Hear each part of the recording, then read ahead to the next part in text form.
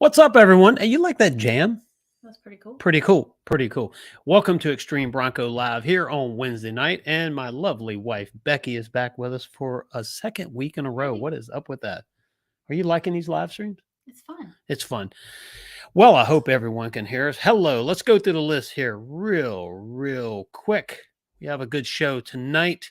Overlanding for fun. What's going on? Dirk Connor. Hey, I know Becky. Becky's pony's there. Well, Ryan Hemming, hello. Nick, nice to see your comment. Mobile motto, is this real or actually live event? No, this is actually real. And believe it or not, right before, like 30 seconds before, my headphones decided not to work. So we were a little late and I had to, what is this? Do I have some little lasso going here? It looks like you're all twisted up there. I'm all twisted up. We'll fix it. It kind of looks like a heart. Hey, that's actually a pretty cool little deal there. Take some of the slack out. Yeah, okay. We're learning something right here. Whatever works for you. We've had a airplane Mike. Hey, what's going on? Bronco 78. Howdy. What's happening? We've had a rough week. I've had a rough content week. It's actually good though, but I mean comments. It's been the human dartboard. I was going to do the thumbnail for this and have a picture of me with arrows everywhere. You should have. Pretty fun. So if you're just tuning in for the first time on the channel, welcome very much. We picked up quite a few subscribers in the last, handful of days, 4 days, I think. And so if you're one of those, thank you very much for subscribing. And thanks for joining us. For everyone else that we see out here, it is awesome to see you here each and every week. And I do appreciate you. I just want to give you that acknowledgement that I appreciate seeing a lot of the same names each and every week. And you guys know we're here every Wednesday night now at 8:30, and which I think the 8:30 Wednesday night thing's working out. It's working out for us anyway.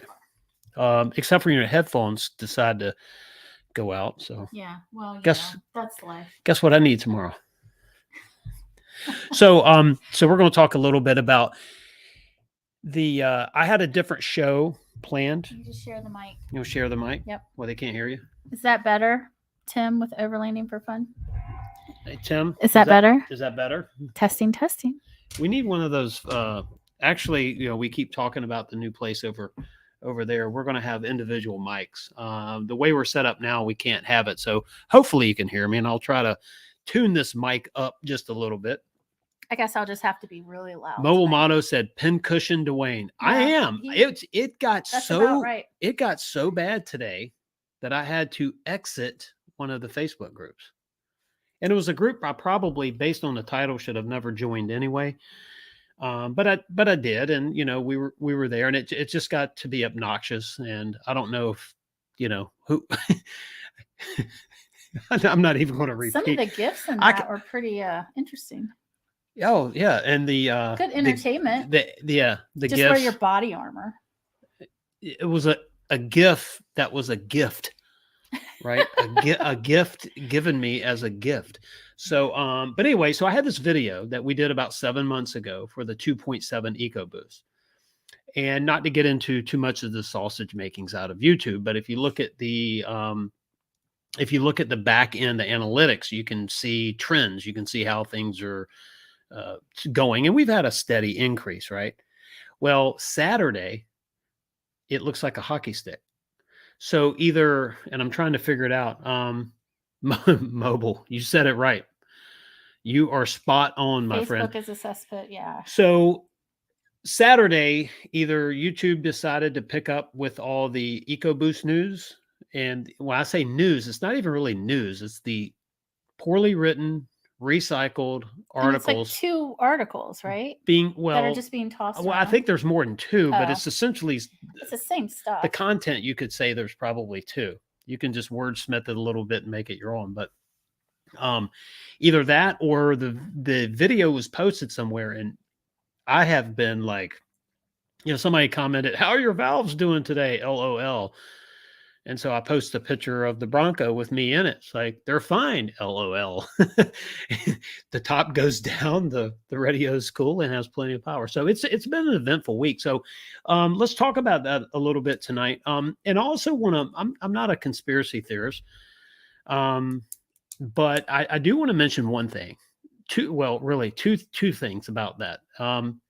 Do you think that someone is pushing this? And I think Dave and Kelly mentioned this on their show the other night, and this is where I started thinking about it. When I heard it there, I was like, I didn't think about that.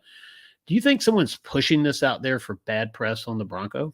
Or is that me overthinking algorithms? No, I really do think that it's being pushed because, with any car, you're always going to have a problem at some point with a brand or a model or whatever. But you don't hear about it in the news unless it's some huge recall or something that's very unsafe, or I don't know. It's just like a few bad things have happened, and instead of basing it on the percentage of all the vehicles, I'm not saying that it's not bad for those folks, because that would stink if something happened to your Bronco. Yeah. But I believe it's being made to be a much bigger deal.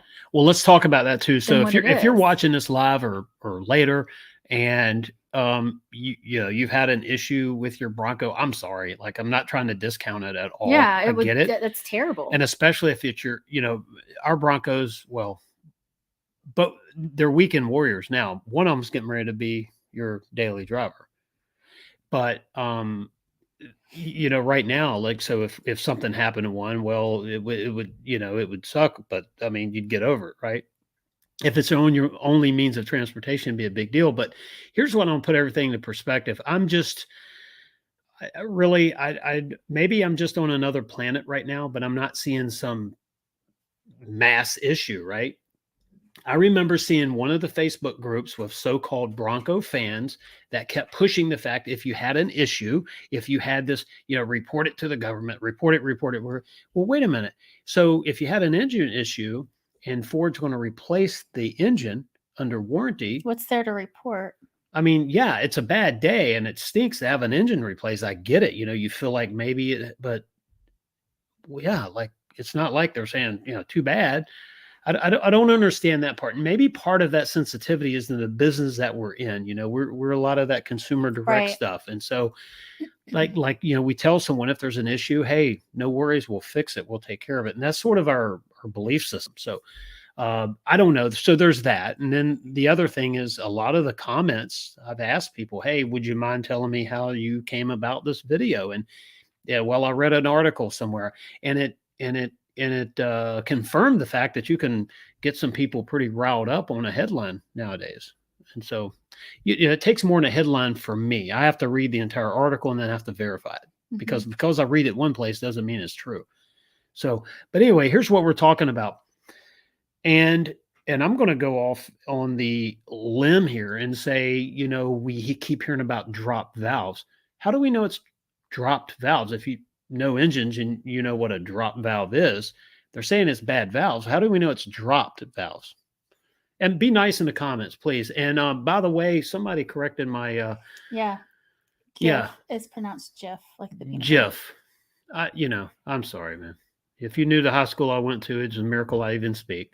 Speaking of which, Jeff, you can't find that peanut butter anywhere because they recalled it all. Right. So there's a segue, right? We're talking about a high-tech engine with thousands of parts, right? Mm-hmm. I mean, peanut butter's having an issue right now. That's where you ought to be. That's where you ought to be, like, just the last straw. I can't get my Bronco and my peanut butter's bad, No, and look, and so I'm trying to make light of something. I'm not trying to discount anything at all. It's just that we're also, I can't say we. I don't typically get stressed out. Like, I found years ago a little peace in my life, and that was the fact that I don't allow comments or what people say to me to change my state of mind. I'm the only one that changes my state of mind. I mean, does that sound horrible and arrogant, or is that just telling everybody where I'm at? No, I don't think it's arrogant. So if I had a vehicle breakdown, would I get aggravated if things were stacked? Like, you already had a bad day and then bang, your vehicle's, yeah, probably, but I'd be okay in like 10 minutes. I'd say, okay, that's enough. Now let's take control. What are we going to do about it? I mean, that's sort of my attitude.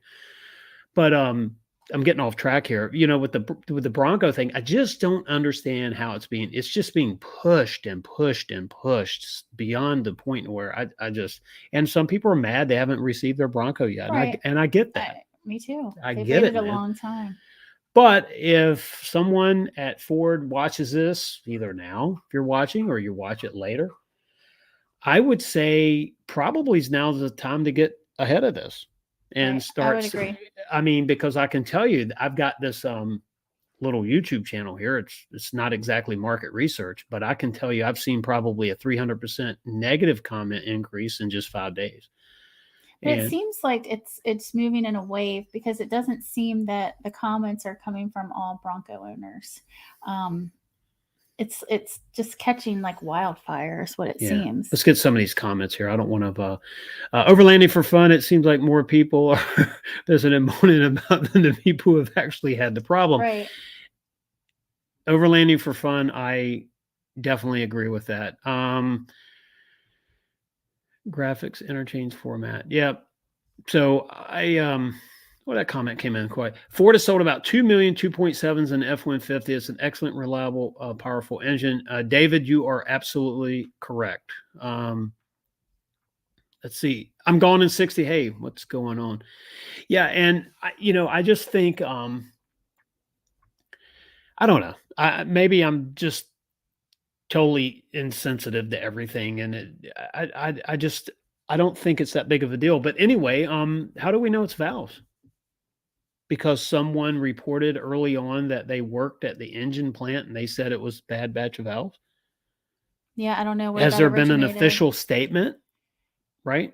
And then I saw something the other day about oil pans. I'm not buying the oil pan issue. I'm sorry. I mean, you're actually going to Texas off rodeo here in a few weeks with Kelly. Yep. So you guys are going to have fun, and you're going to see.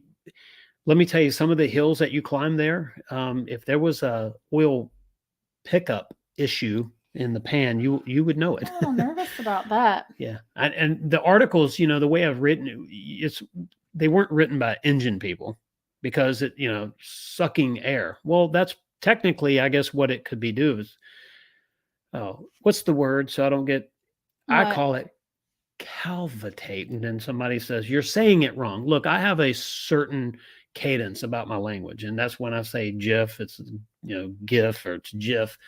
There's certain things that I don't pronounce like everyone else. I pronounce bank like everyone else. I pronounce real estate like one. Anyway, up and down, and anyway. So yeah, I do say certain things, but there's certain things about the articles and stuff. But I don't want to go on a moaning match. I just want to say, for everyone watching this right now, if you're like, oh God, do I have this issue? Well, I have 2 Broncos right now that I'll go get in either one of them and drive. And as a matter of fact, I'm looking forward to our next road trip.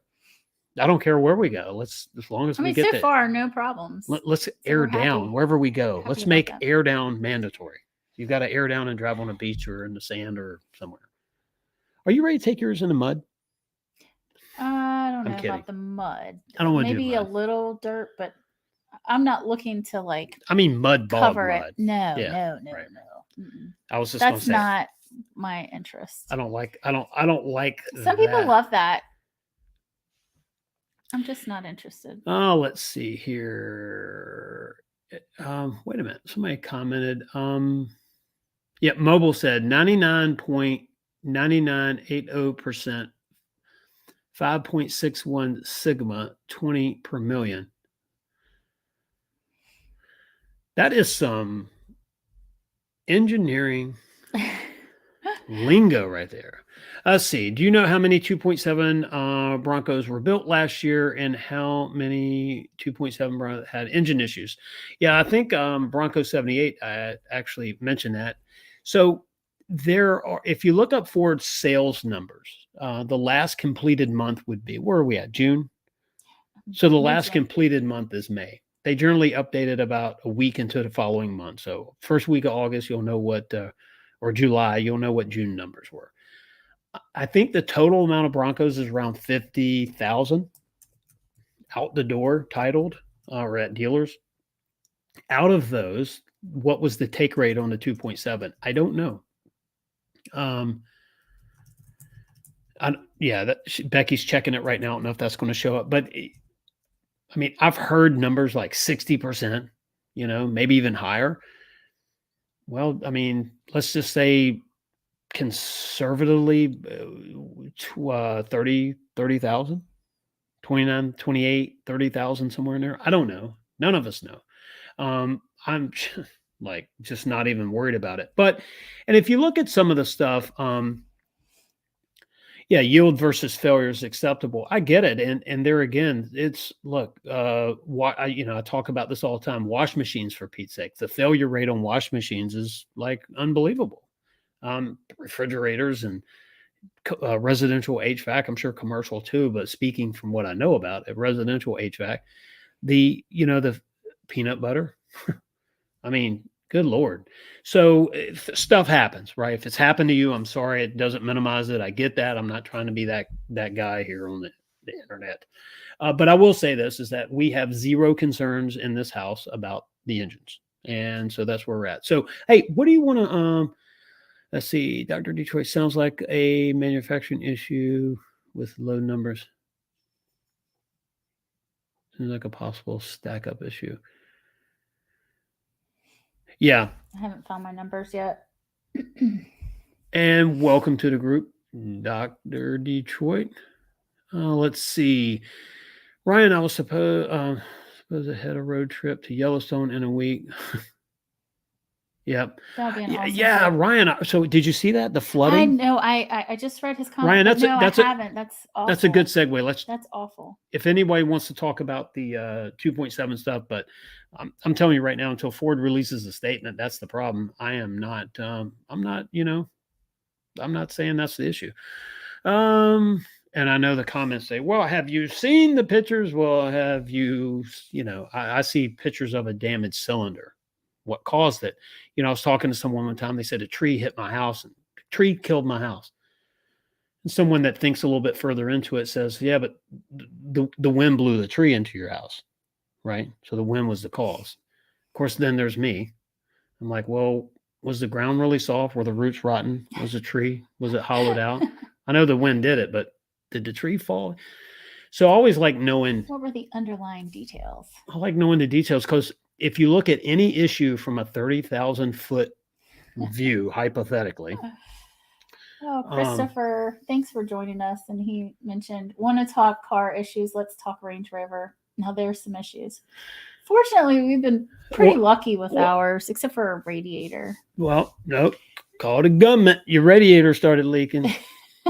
So, but yes, I have heard that it's like they're great, but when something goes wrong, they go really wrong. Right. That's the unfortunate. And we get that quite a bit. We get that quite unfortunate part of that. We get it quite a bit. What happens is everybody says, well, yeah, but you've probably had a lot of problems. We've had 2 Range Rovers and we haven't had hardly any issues with it. Yeah, so we've been fortunate. Well, like I said, except for the radiator, but I think it was like one of the lines to the radiator, the hose was leaking, but instead of just replacing that part, they had to replace the whole thing, which kind of baffles me, but whatever. It's done and it's working great now. So we're past that. Yeah. So, but it's ours. Range Rover has been fine. So there's we have zero concerns with it, and we'd keep driving it if that. I think it's, Defender maybe in your future. Would it be sort of? I haven't ever driven a Defender. I think they look incredible. Yeah. And if it's anything like the Sport, which I love the Sport, it's just you get the hopped up, I don't know, SUV feel. It's awesome. I really, really like it. Mobile said if a tree fell and no one was there, did it really fall?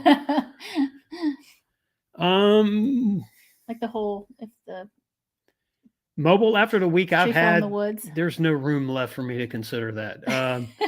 But thanks for the question because I will ponder it all week. David Durham just said I just did the off rodeo in Moab last week. It was fabulous. David, I'd love to know what was that total duration of your trip? So I'm assuming unless you drove there, did you flew into, where is it? I don't know. Where's the closest place you fly in? I don't even know where would it be Salt Lake? Maybe Salt I Lake. have no idea. What was that duration? So if you flew, when you landed till the time you were back at the airport, or if you drove it, kind of how did that look? Because that's a question I've had for a few people. How much time do you need to take off your schedule, right? To get there. get there, right? So, Excuse me. That's something. Yep. Let's see. Dr. Detroit said my brat was pushed to 8-1. The funny thing is We haven't heard anything. we have crickets on this end. Andrea, what is going on? Thank you for that Hey! super chat. And Thanks for being here, Andrea. We're thankful. And by the way, whenever you're back in town, I don't know if you are or not, the Outer Banks is calling you. Like, oh, it's so fun. You need to take that Bronco on the beach, and he has. Andrea's been everywhere in his I was going to say he has more wheeling experience than we do. Yeah, he has, I think, put his Bronco to the test. Andrea, maybe you can come teach us how to wheel it now that you've been in the mountains, been to Moab, you've done all the cool stuff. So definitely, you've definitely seen some stuff. And with going right after Bronco Off Rodeo, which you're getting ready to go to, I want you to talk about that in a second. What kind of fun you're going to have, but it's fun to be able to experience the different types of terrain. Getting back to Dr. Detroit before we get too far off that, crickets on our end, no word or anything, which is cool. Like I said, it can be, I'm totally expecting, and maybe I'm not predicting, no rumors, please, no articles passing around the internet. I said interweb the other day, and we're going to talk about my new titles. Can we remember all the titles I've been given this week? Oh yeah. I'm not jaded. I'm just trying to make fun of it all. It's actually hysterical. I'm predicting a Bronco Raptor for us maybe gets pushed back to a 23. What do you think? You think we'll get the email? I don't know. I mean, we just haven't heard anything. I mean, the dealer's got the allocation, but I mean, who knows? It's just hard to predict. I'm good. I'm not in any hurry, so that's fine. And honestly, I'd rather see some of the other Broncos be built so everyone can get their Broncos. The people that have been waiting forever. Yeah, you've been waiting since, I don't care if it's day 1, week 2 months. I don't care. I'd love to see everybody get their Bronco, because I'm seeing some people that are also, they're done waiting and they're backing out, which is a shame, because I knew if they waited, I don't know. Yeah, but I mean, everybody's circumstances are different, and some people just can't wait that long. Well, I mean, it's worth the wait, but who knows what their situation.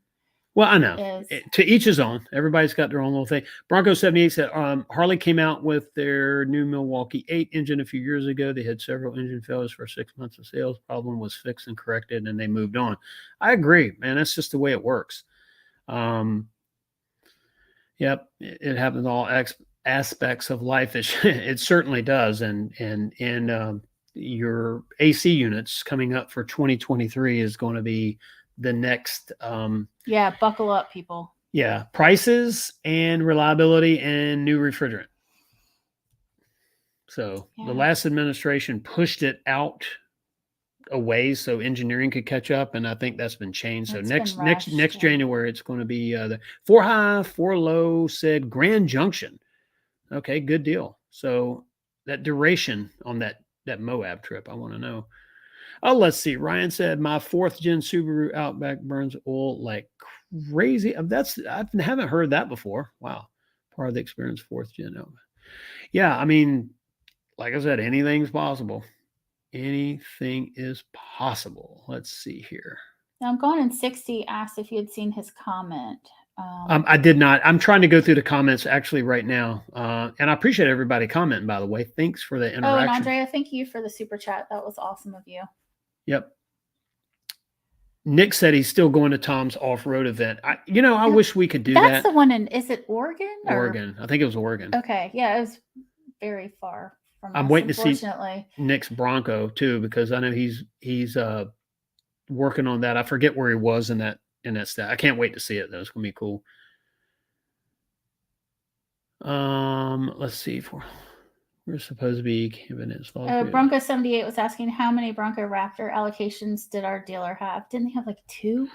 It wasn't many. It was, from what I understand, unless I didn't hear correctly or don't know all the details, I think it was 2, based on what I know. Now, Yeah. But yeah, it was 2 because And I it know was offered to somebody else. it was offered to someone prior. else, and there was one left, and they said, "Hey," I was like, "Yeah, well, yeah, you don't have to ask me twice." Well, actually, they did ask me twice. Let's see. Here we go. I'm going to 60. I think you missed my comment. Wanted to see if you agreed. Where's that comment at? I believe Back up a little bit. he was Back up, talking back up. about Sorry, I'm going just to the 60. issue. It was way up there. Way up here. Yeah, I didn't. Oh, right there. Maybe that one. I About think people most, blowing things out of proportion. From the people who are anti-Bronco. So I'm going to 60 said, I think most try to blow things out of proportion for views or for people that are anti-Bronco, looking to be negative. The Broncos, like the Rivian, tons of people want it, but very few have received it. I tell you, I would say that has I a lot agree to with do you. with it. Because I would say too, like a lot of the comments that you've been experiencing are not even Bronco owners. What I'm experiencing this week, and if you're somebody commenting on the video, I'm getting ready to do another 2.7 video, so let's roll again next week. This one's going to be good. It's going to have both of our Broncos with the hood open, and we're going to talk about both engines and our real life experience. 7 months ago, I just received our Bronco, and everything engineering wise I know about the 2.7 I like. Personal, that's my personal opinion. I'm not telling you to go buy one or don't buy one. That's just what I think. And my experience at the time was solid. Well, my experience now, how many months is that? Which from the September. the first one, yeah. What is that? Three months. 9 months. So I'm 9 months into one and 6 months into the other one, and so yeah, I mean, if something happens, I'll tell you all about it. But as of right now, we're good to go. So I agree, but a lot of the comments were reacting to the headlines of an article that they were reading. And so a lot of people really cool is that when you interact and start talking and commenting back and forth, they either didn't know the whole story or right. It's cool. I appreciate everybody watching the video and the comments. I really do, except for the comments that are derogatory and hateful. Because my son actually, watches the videos. He looks at the comments, and that's where I definitely, some are pretty nasty. Have to remove those. And anyway, we're not going to go negative here. I don't care. This channel, man, we're positive. And we actually have another product review. It's in the mail to us right now. No, not going to mention it. Not going to leak it. Not going to leak it, but it's in the mail to us as we speak. And I think you're going to help me, aren't you? Yeah. Gavin, sure. you and Gavin. Why not? Why not? Maybe you and Gavin can do it. That'd be cool. So Dirk has asked, which one of your Broncos has the most miles? Hers. That would be mine. Because she just drives around in circles all day. Oh yeah. Like she just goes to a park. Daily. Yeah, she drives around. She circles the mall waiting on a sale, and then she. I'm just kidding. I do a lot of driving, and we've taken the green. I call it the green machine. We've taken the green machine to the beach several times, and so we've been on a few little trips here and there with it. So yeah, it has way more miles than the other one. Yeah. Than the Area 51. But I'll be honest, I really like driving it. I think it's great. The only thing that I would change is we need a soft top for that one for me, because the hard top is a little of a challenge for me. I like to do things when I want to do it and not have to wait on anyone. And that hard top is not a one lady or one girl job. Right.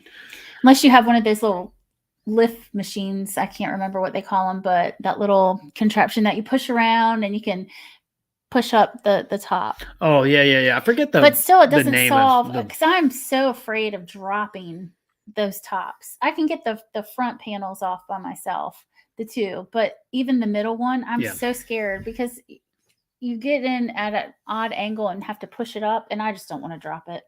Bronco 78 said, did Ford say how many Raptors that they plan on building for 22? I've never heard. Dr. Detroit said like a couple thousand. I didn't think it was many. And if you look at the time, if they haven't started building them for retail yet, I don't know when that plant closes down, to retool, a couple week summer break type thing, but it's not a lot of time. So I would say, Mobile Model said, I reserved my 4-door Badlands August 9th, 2020, ordered 3/16/21, reordered 10/8/21, the build date of 6/23. So they're getting them out now. Awesome. I can't wait for you to get it. That's going to be cool. Yeah. I mean, and that's the other thing too. I appreciate everyone watching as you're waiting and you're actually getting to see other people enjoy it, because that was hard for me in the beginning. I will admit, It's tough. I didn't like it. I'm like, man, I wanted mine. You know, everybody wanted them first, including me.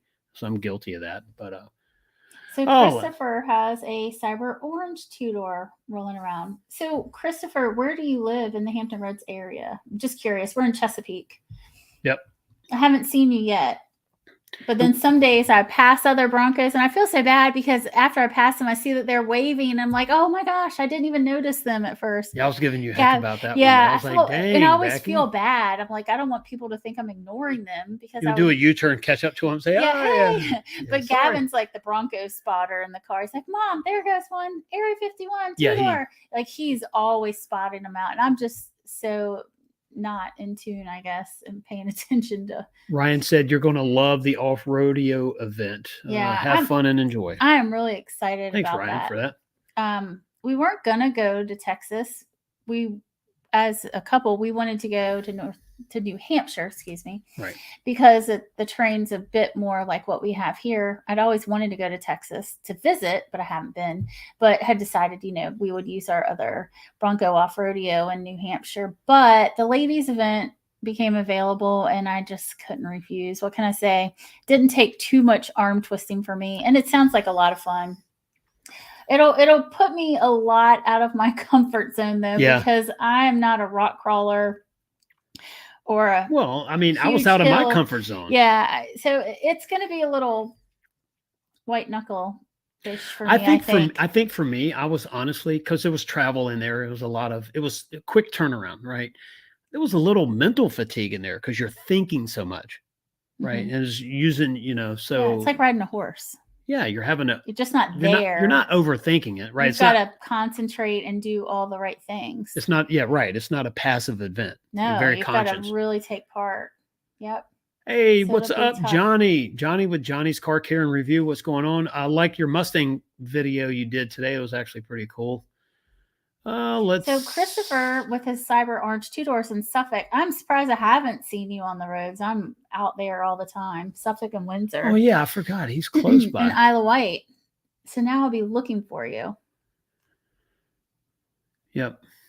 So I don't know if anybody heard, speaking of Raptor trims and things like that, the F-150 Raptor R is getting a upgraded 10-speed transmission. There was some early on maybe wishes that maybe it was going to be the dual clutch like the Shelby transmission.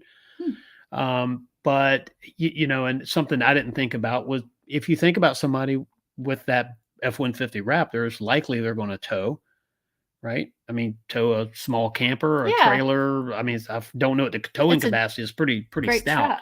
So yes, they're going to go with a truck transmission and not more of that strictly performance transmission, which makes total sense. Yeah. I mean, it's all about what you intend to use it for. I didn't think about that. I really didn't think, about that. And so, the 10R60 10-speed is in. That's what we have in our Broncos now. Will be in the Bronco Raptor. And I don't know if you caught the video that I uploaded. It went live today.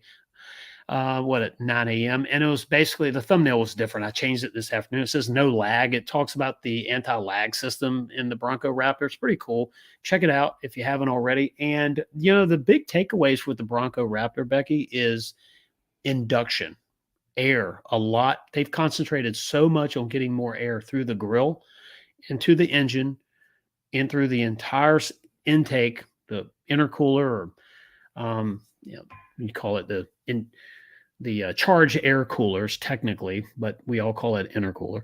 And then that air goes into the intake through a bigger throttle body, and then the exhaust. So I think induction air had the negative properties, the drag on the system. It's been reduced by 50%. So there's 50% less, right, drag getting the air, more air going into it, and 33% less losses in the exhaust.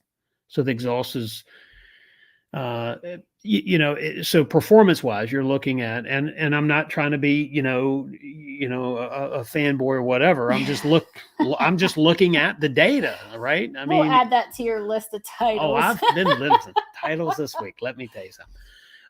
But the whole idea, basically, it's like this. If you summed it up, if you said, okay, what's two things about the Bronco Raptor that makes it so much different than everything else? It's the airflow of the engine, ultimately equals performance, and it's the suspension. That Fox suspension on there. I say it's really what is it? The Haas 4.0. Right? Because we have 2.0 in the Badlands, the Wild Track optional 3.0 in it. Oh, okay. Right? Which is sort of like a hybrid between what we have and the Bronco Raptor. Well, you weren't here for that live when we talked about that. Ford's really given the Wild Track some oomph. Well, they've given it another reason to buy it, really. Well, good. Before that, the trim, I mean, it's cool. Don't get me wrong. We actually had one on order early on. Yeah, I remember that. Well, we had one reserved, not ordered. We had a reservation for one. But, and then we went back to another Badlands. That's what the green one was going to be, a race red Wild Track. But, standard 2.7 anyway. But it was, I don't know, they've added a suspension on there that's going to be pretty cool. And I can't wait to see someone with it. And I just want to drive it. Oh, and that's been the pull too for the Bronco ladies event. We weren't told no that we couldn't drive the Bronco Raptor, but supposedly it sounds like there will be one or some there, and that we're not counting it out of being able to drive it. So wouldn't that be awesome? Kelly and I will be able to drive the Bronco Raptor before the boys. Cool. He'll be so jealous. Jelly. Totally jelly. All right. I'm missing some of the, let's see. Iconic Bronco said just picked up a trimmer last week. Iconic silver. You know what? I love that color. With orange trim. Check that out. That sounds pretty sweet. Actually. And he actually, look at this. Dr. Detroit asked him, do you have a VIN for your BRAP? Says, yes, VIN, build date 6/27. Well, there you go. Wow. So I wonder. Yeah, I can't wait. We were a late order because, they had waited for someone else to take it. And I think it was the last day. So it was April. Because you broke the news to me when we were at Supercell East. Yeah, I did. So that's like my landmark. Best time to do it is in a crowd. When there are a lot of people around. In a crowd at a bar. Keeps you out of trouble. Here, have another drink. Oh, yeah. Oh, by the way. Yeah. So, yes, Nick, and let's see here. Nick, I still have to install the front axle, rebuild the brakes, install the windshield, and get a front drive shaft. Now, are you buying a front drive shaft new from someone, or are you looking for like an OEM one somewhere, trying to buy it like that? I didn't know if you're doing something there. I know we're going to start doing some more videos of other cars as well. And one of the things is our 66 Mustang hood right here, or the roof of that. Gavin and I are going to eventually repower it. But right now we're going to work on the steering. But speaking of drive shafts and all that, the drive shaft that's in it is custom, and it's going to have to be taken out and machined. Wow. Yeah, remember all that trouble? Back to the days where you were building it. I remember that. Right. The problem with the video, when you crank it up, it's so loud you can't hear yourself think. Yeah. It's so loud. Well, the new engine is going to be showing my age, right? It's crate engine, not anything we're building, fuel injected with an. I'm kind of sad about that, though. Are you? Yeah, I mean, come on, it would be neat to cruise around in it a little more. I mean, you don't even want to think about gas prices with that thing or fuel efficiency, because it's the most inefficient animal on the roads, and it takes CAM 2 racing fuel. So we could, I don't even want to know octane. What that's going for right now. Actually, I'm thinking it hasn't increased in price like regular gas. Are you serious? Wow. I'm going to check. Because it was like $10 a gallon way before all the gas prices increased. Like last year. Yeah, was it last year? It was a while ago. But when you've got but some gas in it. yeah, But, and there's no options. You have to burn 110 octane in it, otherwise it's pinging oh my like gosh! crazy. But talk about like pure American horsepower. It is awesome. Yeah, it is. It's And he built it. That's yeah. what's even neat. I built a lot of them, and Pretty cool. you know, I don't know if Anthony's tuning in right now over on Facebook, but if he is, chime in. We had some fun building some in, and you know what's crazy?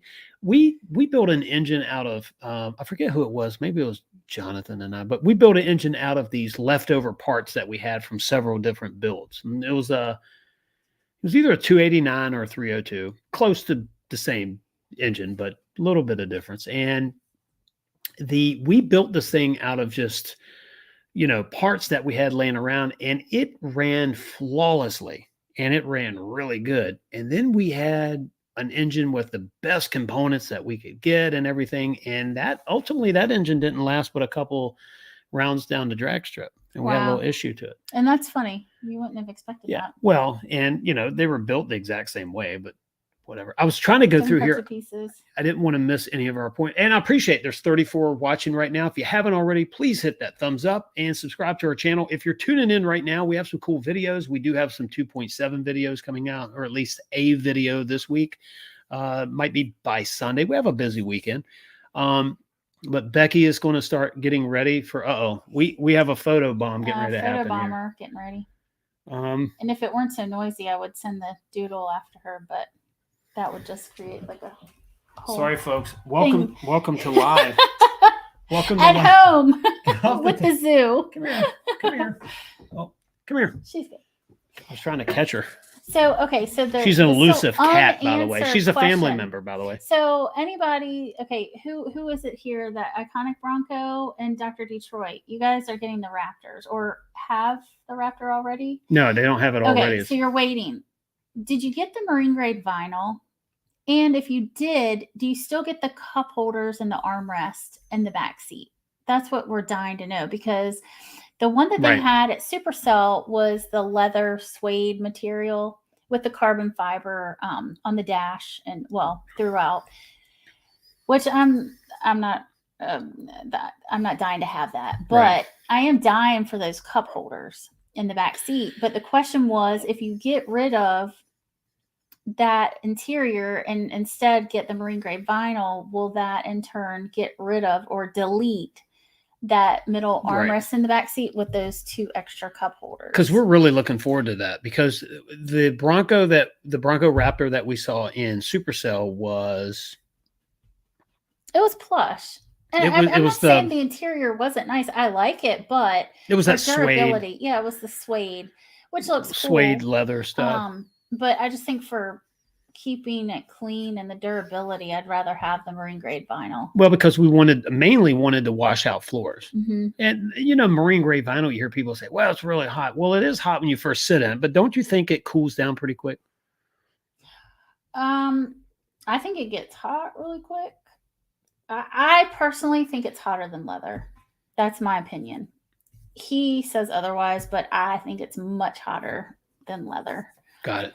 You see okay, so Dr. Detroit, I drove the vinyl.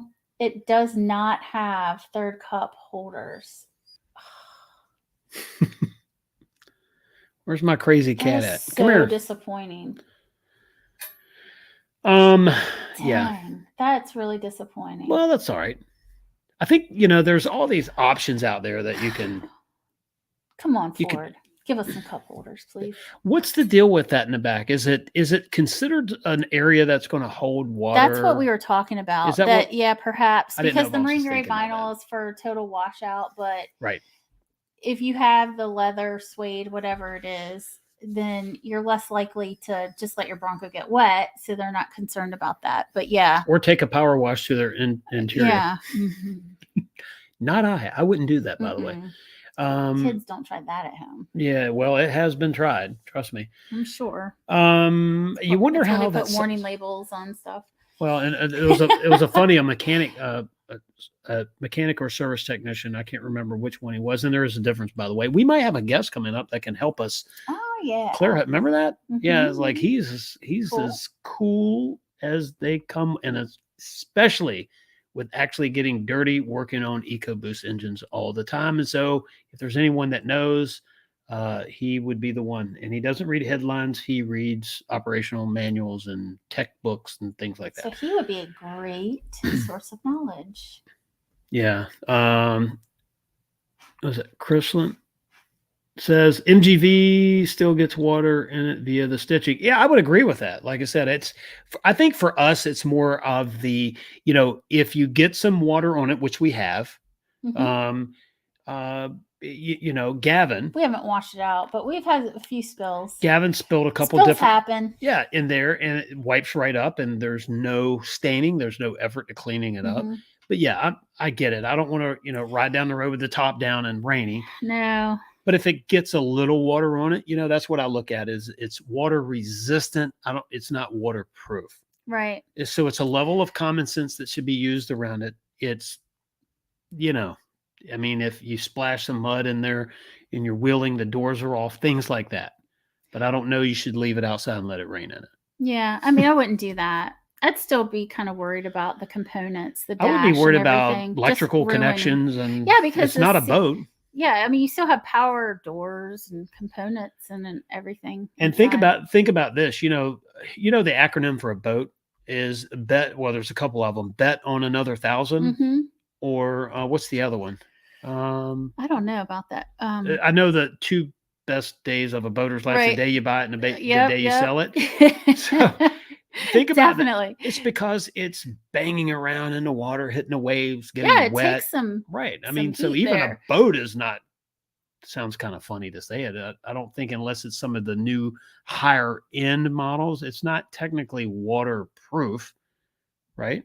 There was a manual that came with our last boat that said, "Do not power wash the engine bay." Well, I don't want to power wash my engine anyway. Because you damage the parts. Well, it's electrical connections are electrical connections. Now, some like around the instrument, completely waterproof, not water resistant, but waterproof gauges because they were in these sort of sealed, and that's fine. So if you take a wave over it, what they're saying is don't lift the engine cover and just let it have it with the pressure washer. Right. That makes sense. That was the other thing. Hey, let's catch up on some of our comments. And by the way, everyone, thanks for watching tonight. Thanks for checking out our live. It happens every Wednesday night at 8:30. Gavin is with us sometimes, and sometimes and he's I thought not. he was going to make a little brief appearance tonight. I'm not sure what happened. And I guess he got caught my crazy little kitty cat, who's like a kid to me. I was trying to catch her earlier and get her over here, but she jumped. She like photobombs these live streams, so you never know. We're like the crazy house. You know what? It's alive. It's real life. It's a real family. It's a real situation. It's real life. So it's not. We're just real people. Okay. Yeah, that's right. All right. So what were we talking? Mark Kelly said, quick story for me. Reserved 10/6/20, ordered 3/14/21. First to reorder in a dealership, still nothing. So, Mark, and I'm sorry for the wait. Like I said, I've got nothing to do with it, but my heart goes out to you for that because these Broncos are so cool that when you get it, it's going to be, you're still going to remember that. But you know what? It's all having fun then. If you don't mind telling me what trim and options, you know some of the I guess constraints, right? Toe. I don't know if 2.7 is, but I think toe pack. What was the other one? I guess MIC could be. I don't know how many they're building now in relation to how many Broncos are being built. And of course, if you have Lux, right, I think that's still an issue with more chips needed for those modules to do those functions. So I don't know, but I'd like to know what kind of trim you had. And I will tell you what I found out at my dealer. There was an order relation allocation for that dealer. So our timestamp for our order didn't matter macro, meaning in all the order banks all over the Bronco ordering system, but it mattered within the dealership. So they had a good amount of allocation versus orders, and our reservation, our timestamp on that was pretty early. And so there we go. So, that's why we got it. Now, I know some dealers, there's some dealers out there that really pushed and got people in and sweetened the deals and gave a bunch of stuff, and you're waiting quite a bit for those. I don't know the ordering ratio, but I do know I hope you get it. And I will say this: I have seen quite a few people, even though I'm down one Facebook group this week. I'm sure you're so sad. I just like I had to let it go. Thank God. I should have listened to some friends of mine and gave me that advice a few months ago. That's the one group you just want to leave. But anyway, I'm seeing just a lot of people all over saying, "Hey, received my Bronco." And I saw someone tonight at a post, 2-year wait finally over, and he had a cyber orange soft top, good looking Bronco. It was kind of had a funny sign too. So something about he bought a Bronco for his wife, best trade I ever made, or something like that. And I think it was supposed to be like funny. I was like, some people won't get it, but I couldn't help but think about. Oh, what? Trade me for a Bronco? No, of course, no, of course not. No, I couldn't help to think about the Bronco Raptor. No, you know me better than that. I'm just kidding. You're just kidding. No, but your Bronco Raptor, I couldn't help to think best trade ever is the Range Rover for the Bronco Raptor, right? We'll see. We'll see. I mean, you don't really know. You haven't driven one. It's a gamble, They did say you could drive the one at Supercell, but you would have to be bailed out on that Monday. So yeah, I'm not interested in going to jail. No. No, I think I'll pass. I'm a little too straight-laced for that. We'll wait. Fun. All right, let's see. Iconic Bronco has some issues with my FE cup seem to pop out. I'm going. Let's see here. I'm going to 60s talking to somebody about the clear ceramics and the tint on the windshield helps to keep a lot of the heat out and also protects my dash. Yeah, there's a lot of things out there that you can do. Someone was selling sort of that exoskeleton for the windshield, the protectant. Yeah, you were telling me about that. I haven't seen anything about it. PPF for the windshield. I wonder, does it distort your view driving if you do that? And are you allowed to do it? I mean, I would hope not. Okay, so the Range Rover has, if you look at you can't see it just glancing at it, but when you're in the car and you look at the windshield, it's got the heat and stuff in it, but you see the little teeny dots, and I don't know what. Oh, sorry. Go ahead. If that's similar, if it would look like that, but if you stare real close, you can see the little marks on the windshield. So I don't want to get in trouble for this, but I'm quoting Overlanding for Fun. Ford has stated that you have a mall crawler if you do not have MGV seats. I hear you too. No cup holders needed. Yeah, because the kids spill the stuff in there anyway. But yeah, if you're like bouncing around, think about that. Now I know we have these really cool, the Bronco Nation. The cups or the canteens. They're like coffee mug things. What they're made by? Who are they made by? Yeti? Yeah. Yeah, Yeti. I'm so old school, and I was called a boomer this week, by the way, so I'm going to show my thermos. But anyway, so Mr. Gavin is getting ready to come over. Haley and want Chick-fil-A, so can we over to Yep. So anyway, Tim has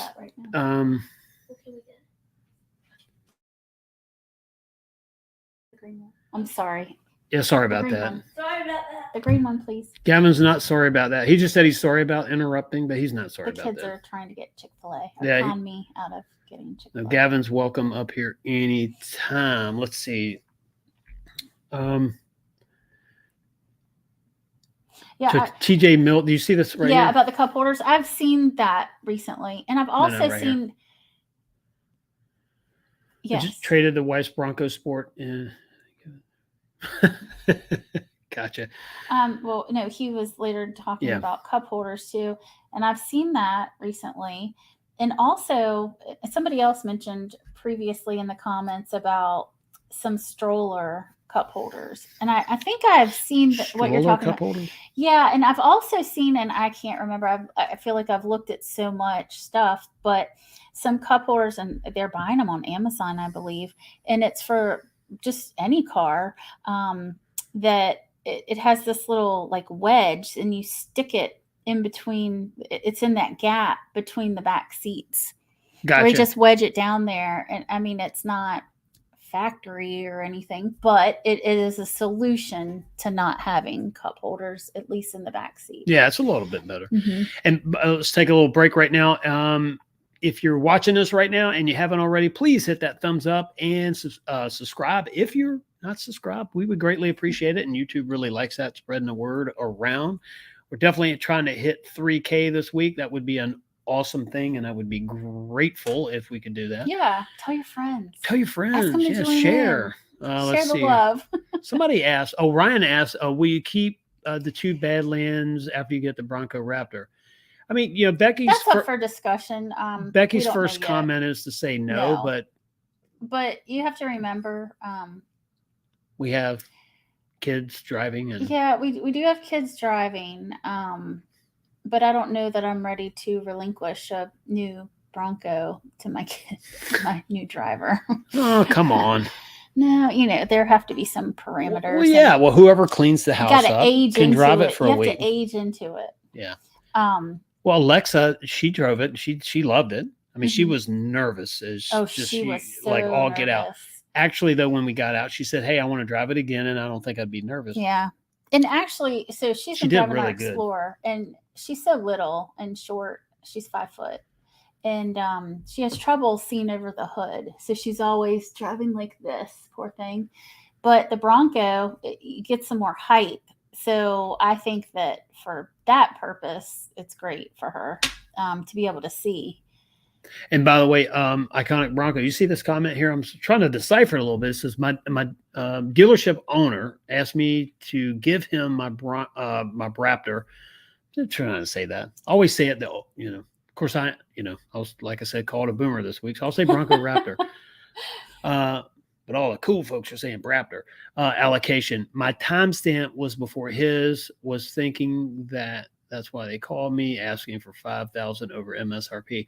You know, there's been stories about dealerships doing some crazy stuff, and I'll tell you, I am super blessed. We've had great experience to be working with our dealership they're located in Hampton, Virginia. Anyone, I'd highly recommend if you're, want to buy one online from someone, Win Ford in Hampton has done nothing but great things by us, No and for a long complaints time, not whatsoever. just for this, but like over the years. So, look me up on Instagram, send me a message. You want to contact, I can give you a contact name, someone to actually contact directly and talk to them about doing an internet order, right? I mean, you could order when the order banks open up, which is supposed to be August 15th for the Bronco. And I did read something somewhere that, that is subject to change, right? So, like everything else, things do change. But right now it's August 15th, and hopefully that won't change at all. Oh, let's see. Mobile, get some tear-offs like the IndyCar had. Yeah, the old NASCAR and stuff like that. They've been using that tear-off for a while, but I don't know.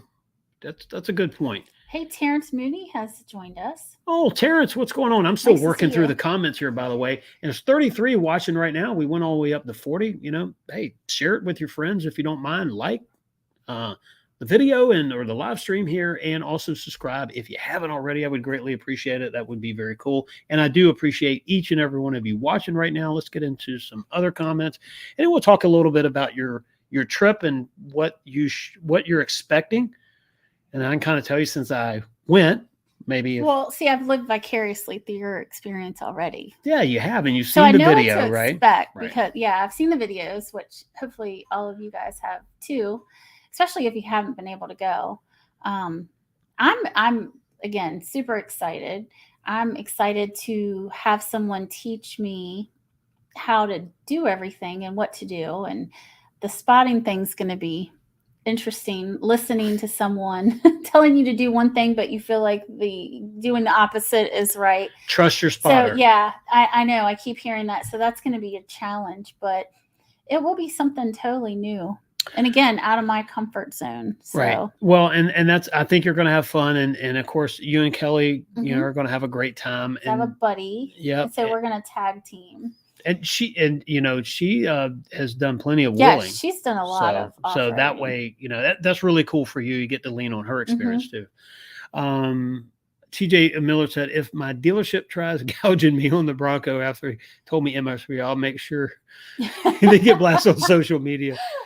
Yeah. And, here's my thing. So a lot of what we do, whether it be in our business or this other company, we're training people to understand the art and science of service, really is ultimately what it is dealerships can make a lot of money based in customer service, right? It's not, you got to think past that next transaction. Yeah. Because if you do something like that, that next transaction will probably be the last. And do you know the definition? I don't know if this is the actual definition, but something that I came up with a few years ago, the definition between a customer and a client. What do you think it is? I don't know. What is your definition? Relationship. Once you establish that relationship, they know you, they like you, they trust you, you do good by them. You do good by them. You do what you say you're going to do, and it's reciprocal. That is, even if that person moves away, the likelihood that they know people in the area still that need a vehicle and they start referring you, that's part of that, building that relationship. And I think our dealership does that well. They're looking at not just this transaction, but 2 or 3 later. Right. Definitely. Right. And people that and it doesn't matter if you own a business or not. It doesn't matter if you're buying one vehicle every 10 years. It's that next, and they're always forward pacing it. So in business, I don't understand why it seems to be hard, other than the fact that I do know lack of inventory, less sales. People do what they have to do, but I really think that they could crank up the service relationship with their clients. And there's a lot of things that car dealers do great. And there's things that I see improvements on, and it's not like a broad brush. Some do a great job at everything, and some do a great job at some things, and some do a horrible job at everything. And I think that the service side of things, when you have service technicians versus, if you have some service technicians, some mechanics, that's a nice blend. But if you're just getting vehicles in and getting them out and there's really no mission there, then, each part of that dealership's trying to make as much as they can and not maybe thinking about that next transaction. Right. So one of the things that I would think about is think about that this transaction is here and now, and it's in front of you, but also think about that future one. Well, and it's like service for anything. You want to make people happy so they come back again and again. Yeah. And I think that, and you can be a $1 billion company, but you can ask someone like me to come in and say, okay, we've done all this great stuff for 100+ years. What would you do different? Man, would I have fun doing that? Because you get in a rut. You get in a rut. You get comfortable. Yeah, exactly. Yeah, you get and comfortable. You don't see that there is a better way. And things change. Could be a better way. Yeah. And things change. Adapt and mold to the new. The parts department's always tucked around in the back of the dealership on the side somewhere. And the accessories, if they have any, are in that room, right? Well, the accessories should be, and some dealers do this. I know, look at options and accessories. Town and Country has like the accessory shop, right? And they have the people to do it. But some dealers have none of that. Having that level of the accessories, aftermarket, especially manufacturer approved, upgrades and things in that showroom, is not just showing, okay, here's the vehicles that we have for sale, but here's some of the cool stuff we can do to that vehicle. So maybe you're not getting the exact trim that you want, but allow us to modify it for you and get you the wheels that you really like, or the wheels that you like better than your factory options. There's all that kind of stuff. And I don't know how we got on this rant, but we were talking about dealers and some trying to just get their entire future on the next deal, when building a relationship with your client. And think about this too. If you work at a dealership, you need to think long and hard about this and look me up on Instagram and call me for some free advice, because I'll give you 1 hour free. But seriously, is, look at the business that you have. And if someone's sitting around not doing anything, are they emailing, or even better yet, calling? Because email right now is just, what you want is another email, right? Well, how about a friendly call? Yeah. Hey, this is such and such with, ABC dealer down the road here, and you bought a vehicle from us 13 months ago. And depending on how good the records are, you can tell last time they had their oil changed. If they had their oil changed, sometimes people need a reminder. And sending something in the mail, that direct response marketing type thing. But calling them up, how are you doing? Do you like the vehicle? It's good to hear from you, or good talking to you. Don't forget, you need to come in for an oil change. If nothing else, you're top of mind. And the last conversation they remember with the dealership is, hey, that's pretty cool. The man or woman that sold me the car, the salesperson, I should say, that sold me the car 13 months ago, just called to say hi and, invited me to come back there and get an oil change, right? It's cool. Thanks for reminding me type thing. Of course, vehicles also tell you, oil change required. And but some people ignore that.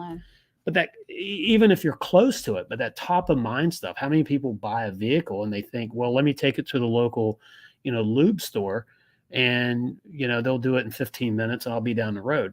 Personally, I like my dealer to do that kind of stuff. And, but there again, I'm blessed to have a dealer that I want to drive 40 minutes to for an hour or a 45-minute oil change, when I could go 10 minutes down the road. Right. So anyway, that's enough of that. What's this service live extreme service Wednesday night? You guys are getting way more than you probably bargained for. Well, and you're like, part of the lives is we veer and meander around this stuff. And I think you're going to like the format of the channel, because there's going to be a lot more content in the future to pick from. It's going to be cool. Stay tuned for that, by the way. And no, we're not moving another night. We're stuck on Wednesdays for now. We're good on Wednesday night. We have 38 people watching right now. If you're new in, welcome. Thank you for taking the time out of your busy schedule to check us out. We appreciate you. Hit that like button if you don't mind, and subscribe if you haven't already.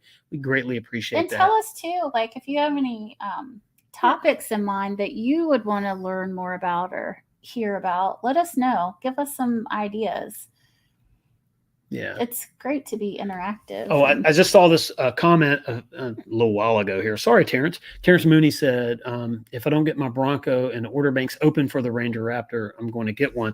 So I think the Ranger Raptor is a 23, and I don't know when they're actually going to start building them. I know the retooled Ranger, which I'm trying to get some dimensions on, but anyway, that starts later this year. I think now with the new Ranger, you might even be able to get a full sheet of plywood in the bed between the fender wells. That's what you were saying. Yeah. 2 inches wider, 2 inches longer. Okay. So a little and more the front wheels space. And the front wheels have been moved further forward. So it's bigger.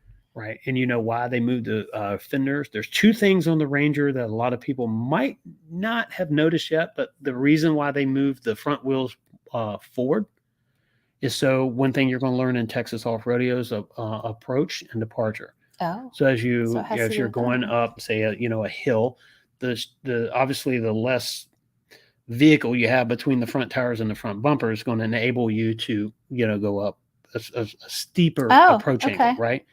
Also, the hitch on the back has been integrated sort of up into the bumper, so it's higher. So versus it hanging down, it's up higher, so your departure is greater, right? So what is the towing capacity for the Ranger? The Ranger Raptor. Do you know? The Ranger Raptor. I don't know if that's been announced yet. I know when you look at Ranger Raptor stuff, if you really want to get into the nitty gritty right now, you're looking at like the Australian market, because that's where the Ranger has been really going strong in Australia for years, and they have stuff that we don't have here, but it's becoming a world truck, right? So it's built all over with obviously some changes. Down in Australia, they get, I think, a choice of 3 different diesels. Oh, wow. You don't have the diesel here. I think you're going to have, I know you have in the Ranger Raptor, it's the 3.0. In a regular Ranger, I forget what it's going to be there. Oh, let's see here. Joe Blow, hello, peoples from Oklahoma. Well, hello there. Hey, I saw your comment earlier today. Thanks for checking out our channel. I greatly appreciate that. And it's nice chatting with you. And thanks for tuning in on the live here.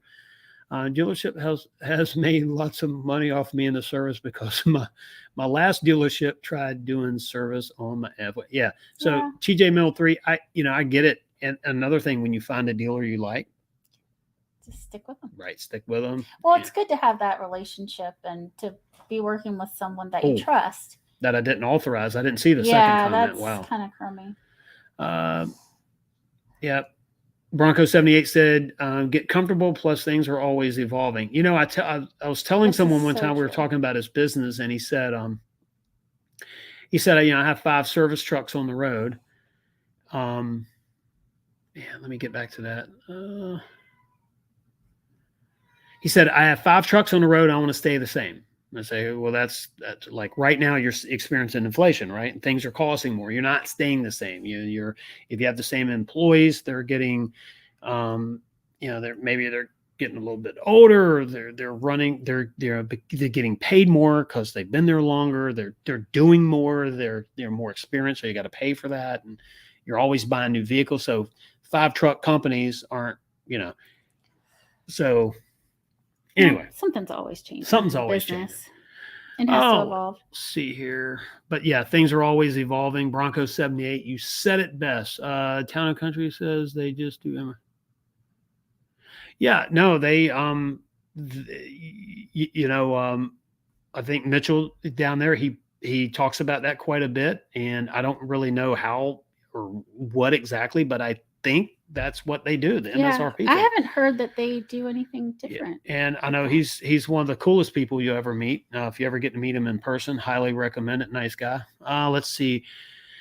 Right now, service is rough area to be in with the chip issues, back ordered parts, hard to keep customers satisfied. This is the reason I went in tomorrow. You know, and I speak from experience in our businesses. I hear you. And it is definitely a rough business to be in. And that's another thing. You know, we talked about if PR could get ahead of the negative press on the 2.7, which is nothing, it's not warranted for what we're hearing on our little YouTube channel here. But also in talking about that, you know, parts, whether it be they're waiting on parts for a new build, right? And that's why your build is partially built sitting in a lot somewhere or not built at all. Or what about your car that is in the shop, needs a water pump, they can't get it? You know, reminding people why we are where we are. You know, I think if Ford had a choice to open the floodgates and every part they ever needed was at the door, that's probably what would happen. Yeah, because why wouldn't they? I mean, you know, I mean, that's more efficient. They're fulfilling their goal and their business plan to get the orders, fill them, get paid for the orders. So I don't understand why they would want to drag their feet. Yeah, well, I mean, unfortunately, we're just suffering with so many I shortages on everything. The Monday morning quarterback in me said, if somebody asked me what would you different, I would just be in front of it, always reminding people we are where we are and here's why. But then again, if you say why, then you probably get in trouble there if you actually say why we're in this situation. Oh, let's see. that's my local. What's that? What you just said. Oh, okay. I thought you were reading a comment here.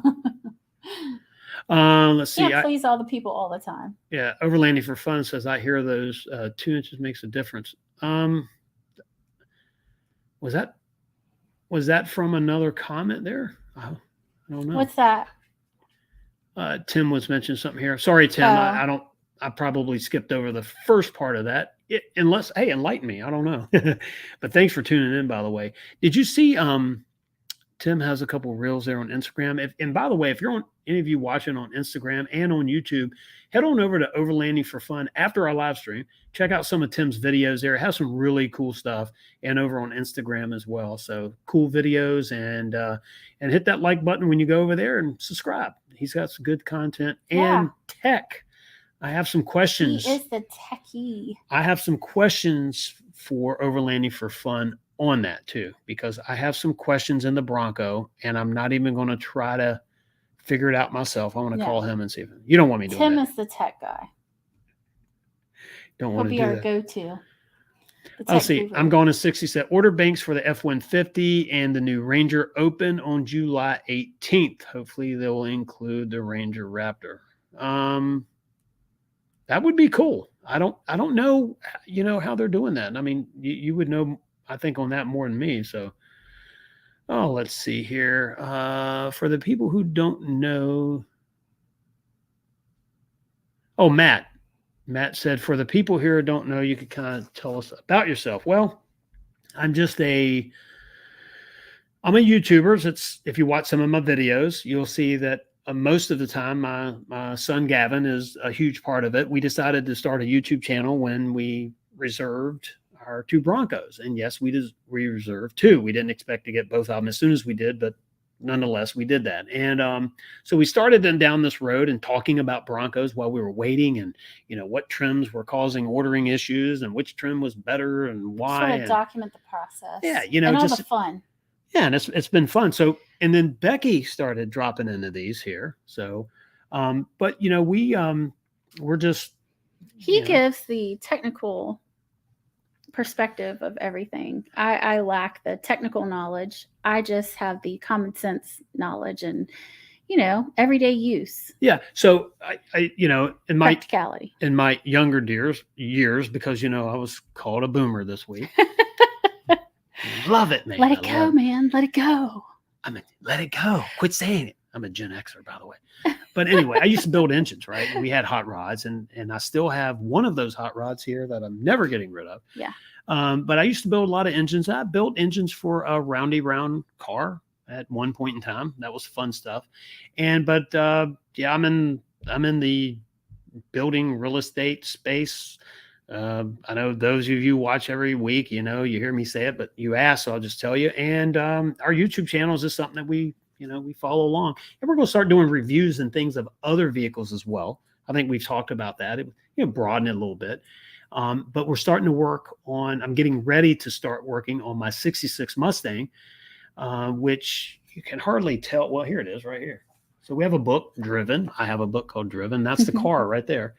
But we're getting ready to work on that again, and start to, modify it a little bit. So that's a little bit about us.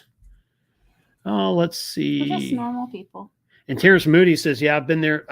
I've been here since day one. I definitely appreciate you checking out our channel each and every week. And, his Bronco has to be like, any day now. I keep thinking fingers, toes, everything crossed. Yeah, I keep thinking every, Sunday at first, and now Wednesdays. I know I was going to ask. I'm going to hear. Yeah.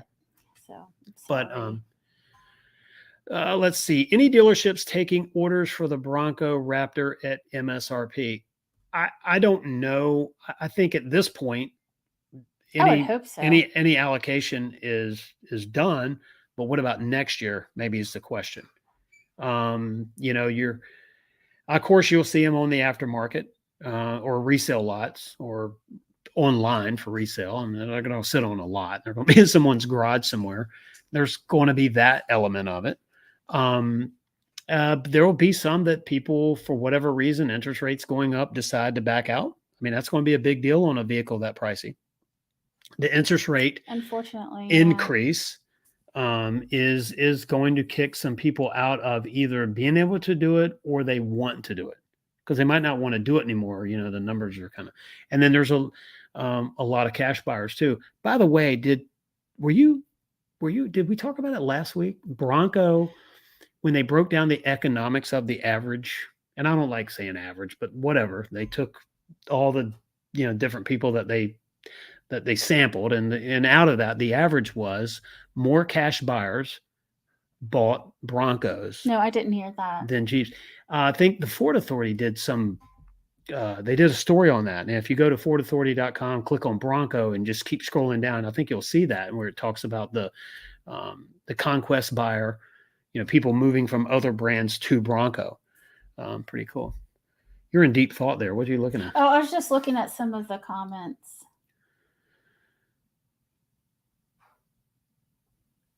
Oh, let's see here. Ryan said, "Did you get it for your Oh, Bronco?" yeah, no VIN yet. Crickets. We haven't heard anything. Which again, it's fine. I mean, we're not in any hurry. So NDM 84. If you're on Instagram, send me a message and I can give you the our salesperson's name and contact information. And you can always ask them. Because I don't want to speak for anyone or assume anything, what the future holds. But yes, I would say there's dealers out there. It's just such a limited production that and I don't want to assume anything, but there's likely somebody already waiting. However, you start picking up the phone and calling enough people, you're going to probably find that deal. I've seen several cases where people have said, look, I just want a Bronco now, and that's it. And they started calling dealer after dealer after dealer, and they found some on a lot for MSRP, and it was a trim that they either wanted or they could accept. So and that's great. Anything's possible. So, let's see. Well, I know that some of the most of the dealers, it sounds like, are honoring the whole MSRP thing that was designed from the get-go, but then there are a lot, unfortunately, that are not doing that. And especially the ones that, from what I'm gathering from just reading online, it's the ones that either people back out of and they're marking them up, or they're also, I don't know how they're getting extras, but it's the ones that weren't ordered from the get-go, or that were not for reservation holders. However that works. Yeah, I was reading this because we've seen some pretty steep prices in our area at one point. I'm surprised those sold for what they were asking for, but someone bought them. Yeah, no, I mean it's they're out there. Let's see. What do we got here? Let's see. Cool that Maverick. Yeah, Joe Blow said, cool that Maverick is at 20,000 something. It's size. It is. It really is a cool. Oh, I didn't know it was. Yeah, they start for cheap. 20. Oh, wow. Well, I mean, and by the time you get the engine that you want and you start going, it all goes up from there. if you really want some Maverick content, you head over to Johnny's Car Care and Review. He has excellent breakdown of the Maverick, but don't go until after our show, which is going to be wrapping up real soon here. But let's see.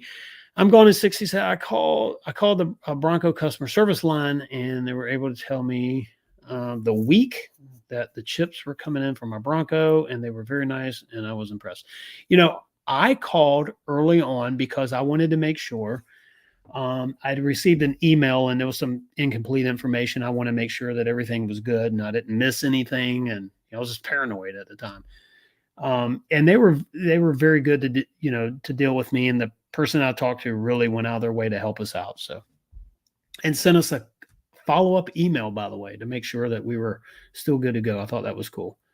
Part of closing the deal. Let's see. I've yet to see a Maverick on the road. So, I haven't either. So, Joe, in our area here, we have two different. Have you seen a Maverick around town? Oh yeah, a lot. Really? I haven't seen any. Well, hold on, I'll tell you this. This is pretty cool. So Newport News has their inspectors, or they all have new Mavericks, all white Mavericks. I saw a cactus gray. Maverick today that was an exterminating company. Oh, wow. And they had this maroon and brown and red kind of a logo on the side against that cactus gray. Really looked cool. I mean, I like the cactus gray. But it's different. The cactus gray looks so much different on the Maverick. Yeah, well, okay, so it's interesting though how the colors look so different between the different vehicles. They do. They really do. Yeah, and but getting back to your, I'm sorry, getting back to your question about the Maverick, and there's another city here, the inspectors. It seems like the city employees and inspections and roads and services, whatever, the people that just mainly have to drive for their job. They don't have to carry a bunch of equipment and gear and stuff like that. They're driving these Mavericks. But the exterminator today had his loaded down. He had the hose reel in the back and the tank, and he was cruising down the road in style. I was like, dang. Yeah, I'm disappointed now. I haven't seen any on the lots either. But again, there aren't many things on the lot. So you know what? That was kind of a silly question. It was interesting. I told you this last week at the dealership. We went for an oil change, not in my Bronco, but in a personal vehicle. And I know people are going, I thought you worked on, well, I do on my Broncos, but the Explorer, I just let them do the oil change on it. It's a lot lower too, And 7 Explorers came in the night before. 6 of them were being detailed Yeah, at the exact same time, and all 6, I told the buyers were coming to pick them up that day, and the 7th one was being picked up the next morning. All spoken for. They've been ordered and waiting, and they're coming in. So the lot doesn't, the lot's kind of bare. But when you talk to them, they say, "Hey, we're moving They're units." just turning them in and out. I think they call that the turn rate. Yeah, inventory turnover. Well, yeah, and it's the turn rate is. Tim, over Landing for Fun, he did say that his neighbor got one. Oh, so we've had a couple of comments about asking about the valve issues. Okay, where are we at on that? 2.7. Let's talk about that.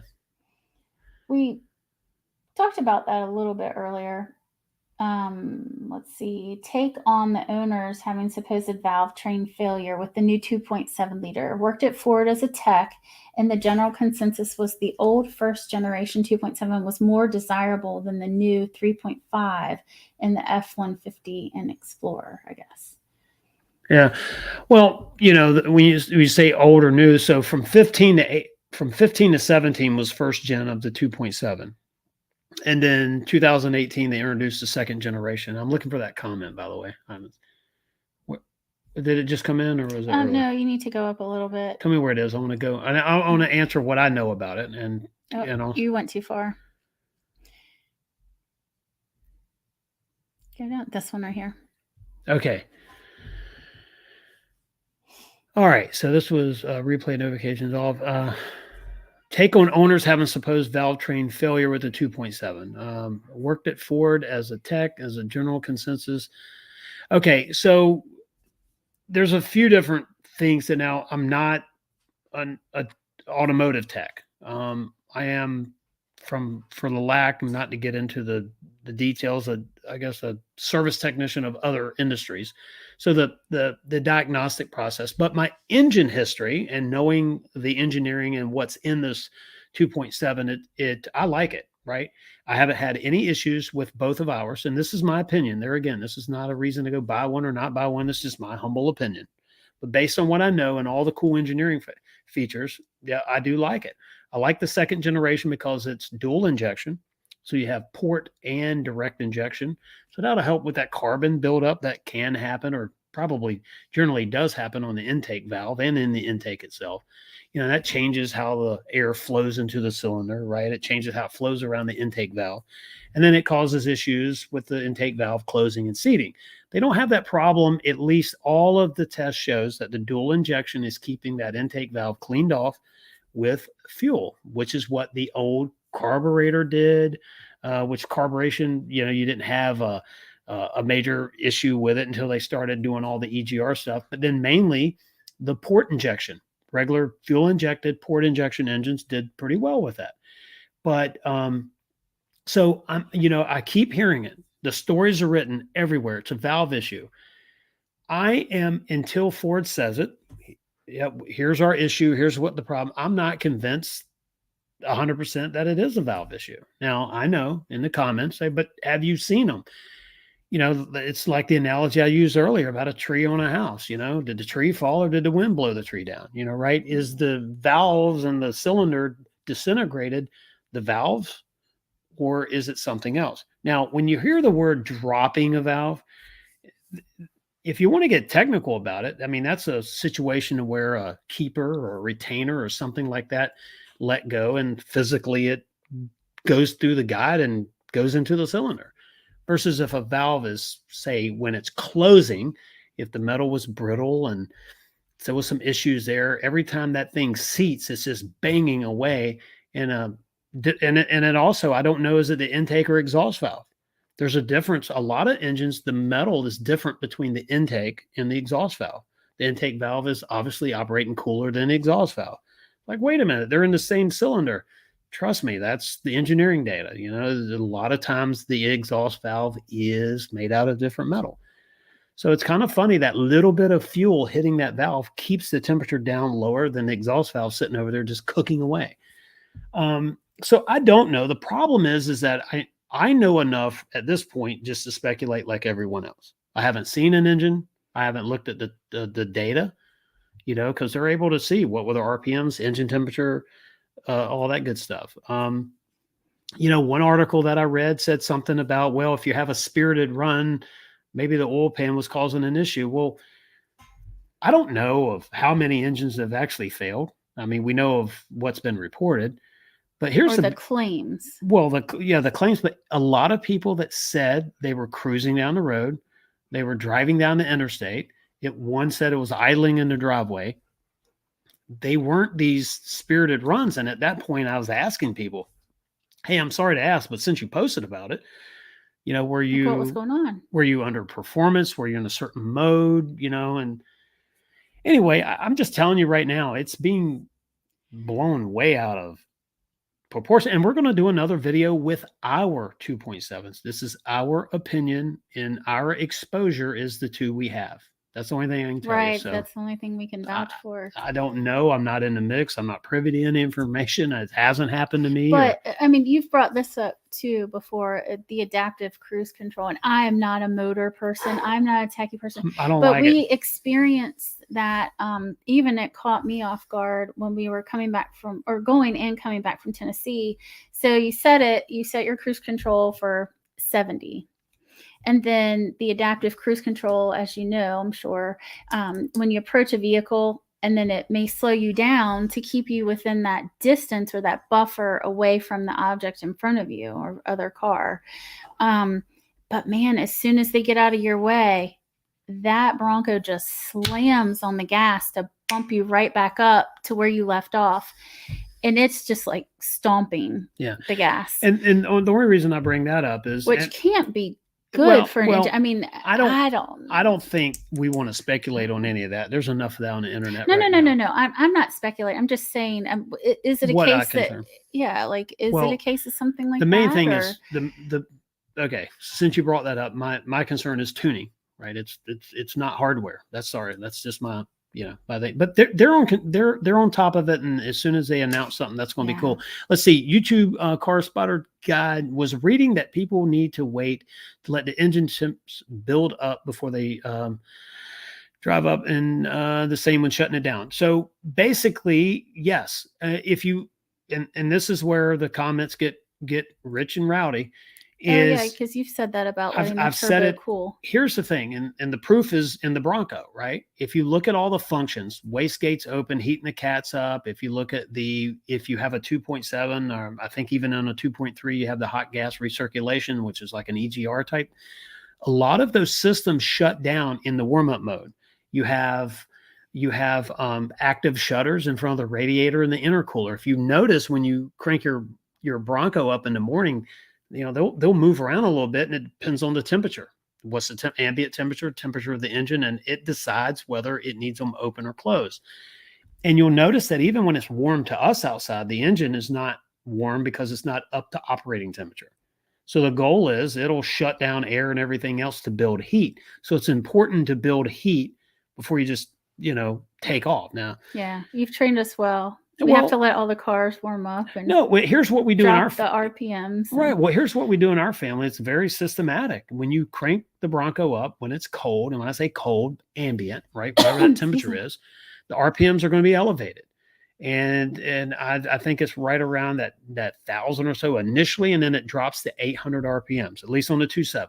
So it drops to 800.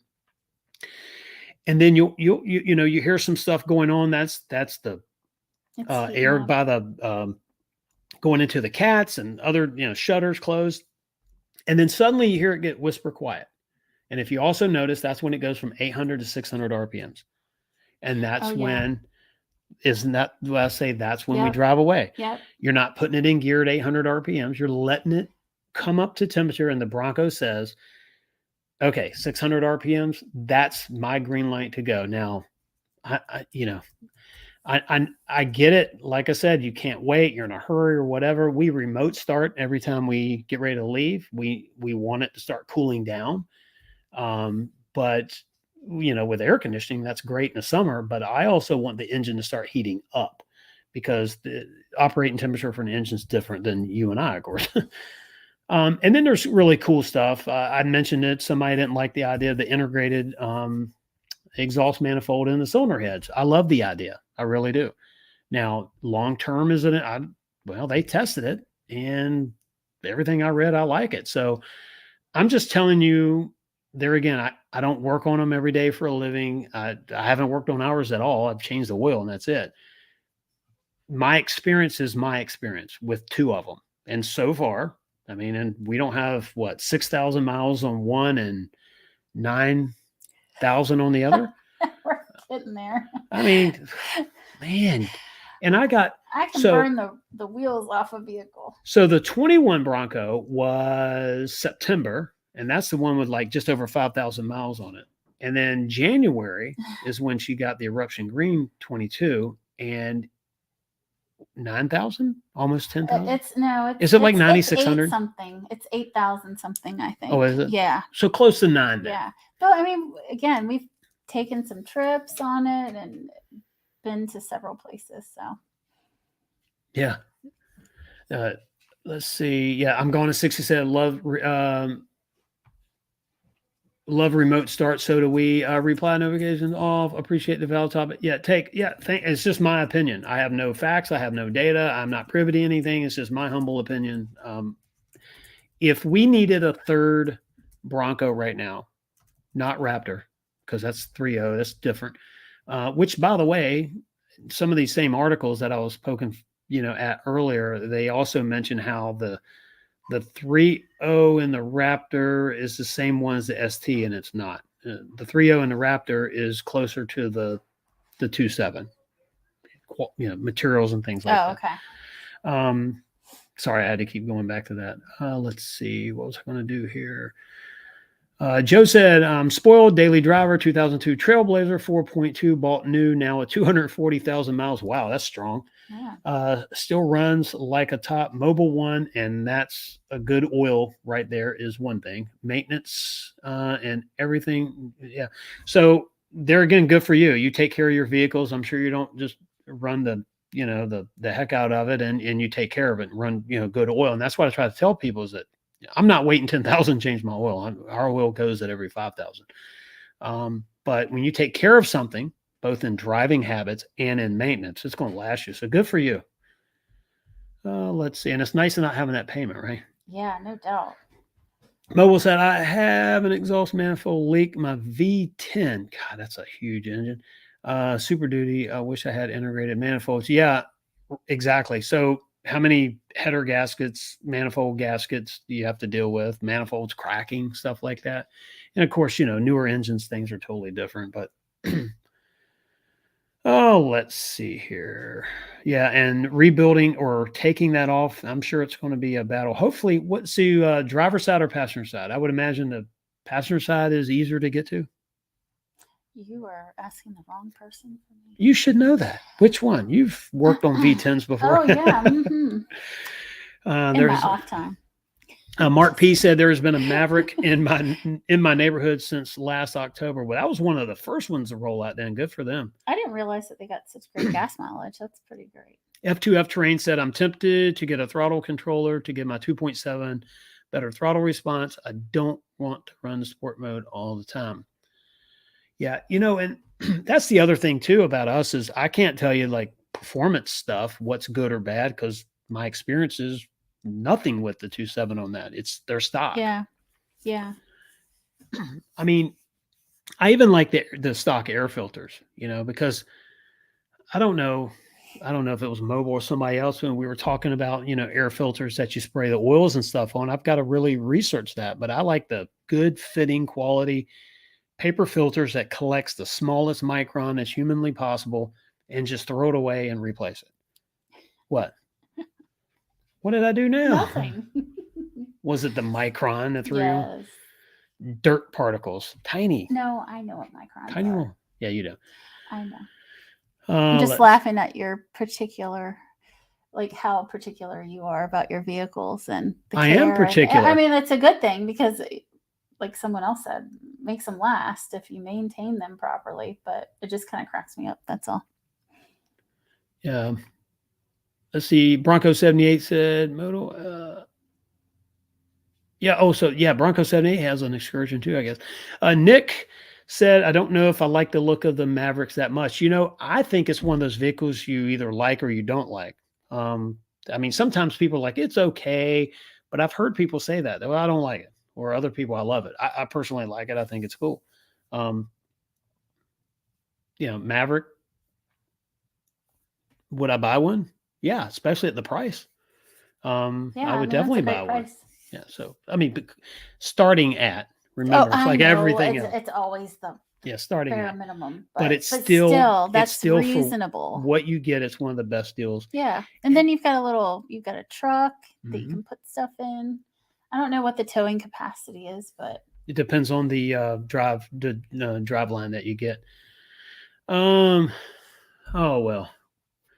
Chris Lynn, my thoughts on going full synthetic. Well, first of all, I will never, ever, ever, ever, ever, ever recommend anyone do anything to their engine that's not in, I don't even recommend it when it's in the owner's manual. But what am I doing is probably the better thing, is we're running the Motorcraft oil until, the next oil change in Becky's gets full synthetic. It needs it.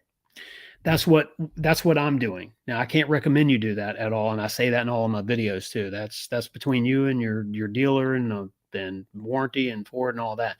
But I've talked to our dealer and said, hey, here's what I plan on doing. Are you okay with it? And service manager said, perfectly okay with that. Because if you know oils, synthetic oils are more predictable, is the biggest thing. Are and they? They are. Base oils have some.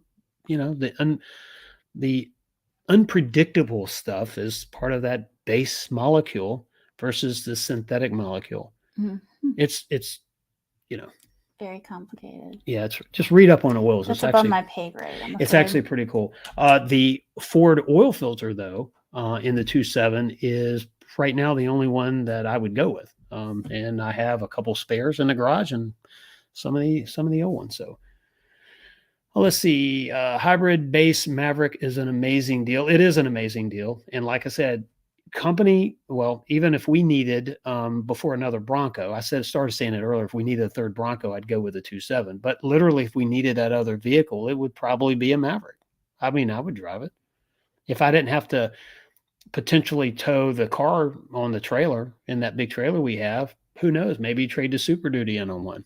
Yeah, I don't know that would pull.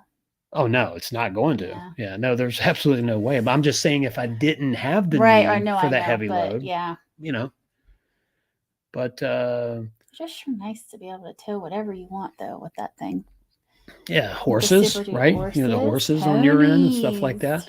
Real live ponies. And I appreciate everyone watching, by the way. If you haven't already, hit that thumbs up for us and subscribe to our channel if you're just checking us out. We always have some cool stuff. Normally Gavin is up here, but he's doing I know, I'm not sure what he's doing kid stuff right now. That's did they go? Yeah, they went. Okay. So school's out for the summer, hence a late bedtime. Yeah, Nick said, I don't mind. It's just wouldn't go out and rather buy a new Bronco. I totally it's get that. It's all a matter of opinion. F2F Terrain said the Maverick with the small lift 32, pretty dang good. F2F Terrain, let me tell you something. Yesterday, I could see the Bronco grill coming down the road, and I said, what trim is this? It kind of threw me off from a distance. It was a lifted Sport. Oh, wow. I have not seen one of this. That's awesome. I forget the color on it. It's that maroonish, brownish kind of color. I should know better. I should know all the colors on the Sports, but it was pretty cool. It had a nice set of wheels on it, and I don't know what size tires. They passed me going the other way, but I could see the Bronco grill coming. I was like, this threw me off, the height of it, right? And it looked really sharp. Cool. It looked really sharp. I love all the mods that people are doing with the Bronco. F2F Train says, I choose you, Maverick. Oh, did you see the movie too, by the way? Oh my gosh. That was a great movie. If you haven't seen it, 2 thumbs up. Yeah. I'm sure you didn't come here for a movie review. I'm not a big movie TV person in general. I love the movies. The movie was great. I love the movies. Oh, and the new Jurassic Park movie. That was good too. Yeah, Just in case you're wondering. I want to go see. And look, why do you see the same movie twice, especially in a short period of time?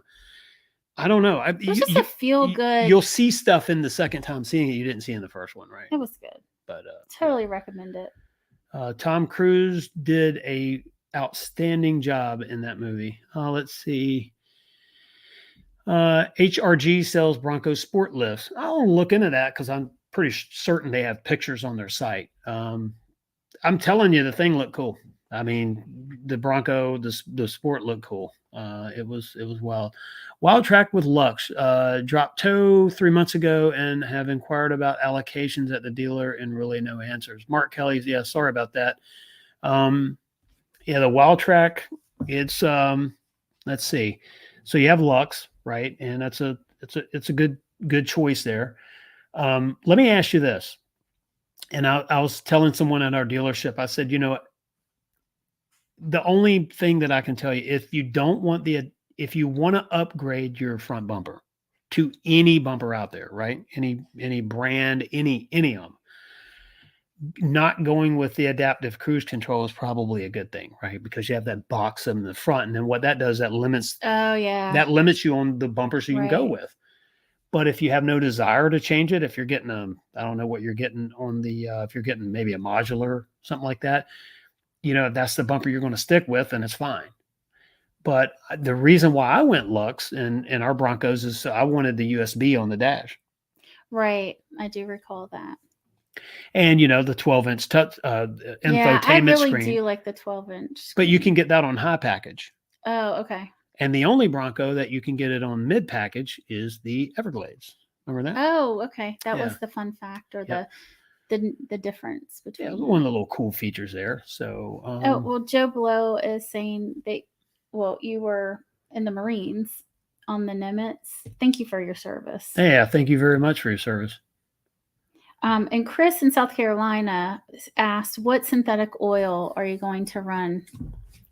His friends like Amsoil, but it's kind of expensive. Yeah. So, no, I like Amsoil makes an outstanding product. But I am actually talking to someone right now. So before I tell you, just watch out for the video there. I'd love to tell you right now, but I also don't want to mess the deal up with them.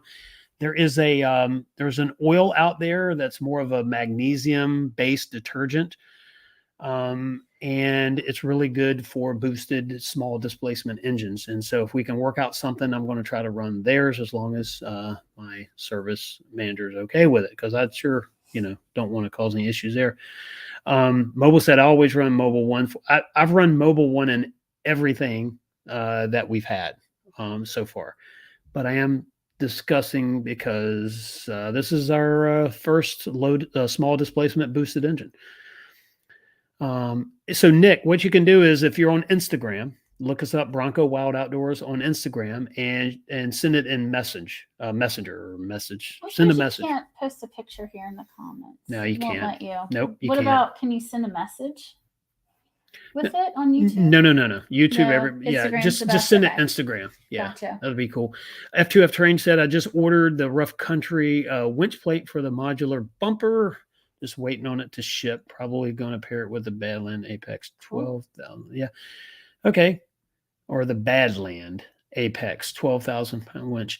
That's cool. So I like the idea of sticking with the modular. So. YouTube Car Spotters Guide comment. Anyone have any thought?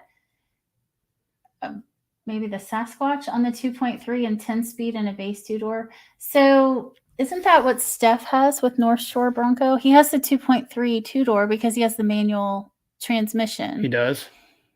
And I forget, did he have Sasquatch originally? Because I don't know. He's modified his Bronco. Yeah, but he does a lot of snow driving. Yeah. He's in Canada, and man, did they get some snow there. Yeah, by the way, after our live stream, check out his videos also. Yeah, it's North Shore Bronco. Sorry to interrupt you. Yeah, no, you go ahead. You're doing a great job. But North Shore Bronco, he has a black two-door, and again, I don't know if it's Sasquatch or not, but I do remember him saying it's 2.3 because he got the manual transmission.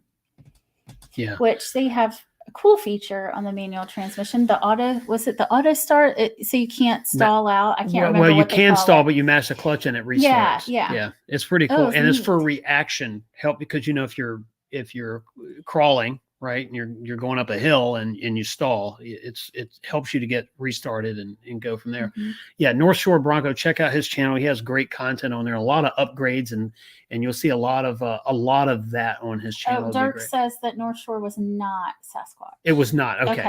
Okay. I couldn't remember. You guys know. Yeah, I couldn't More about than I do. remember what his original trim was, Okay. but yeah, definitely check out his channel. It's good. Yes, sir. Let's see here.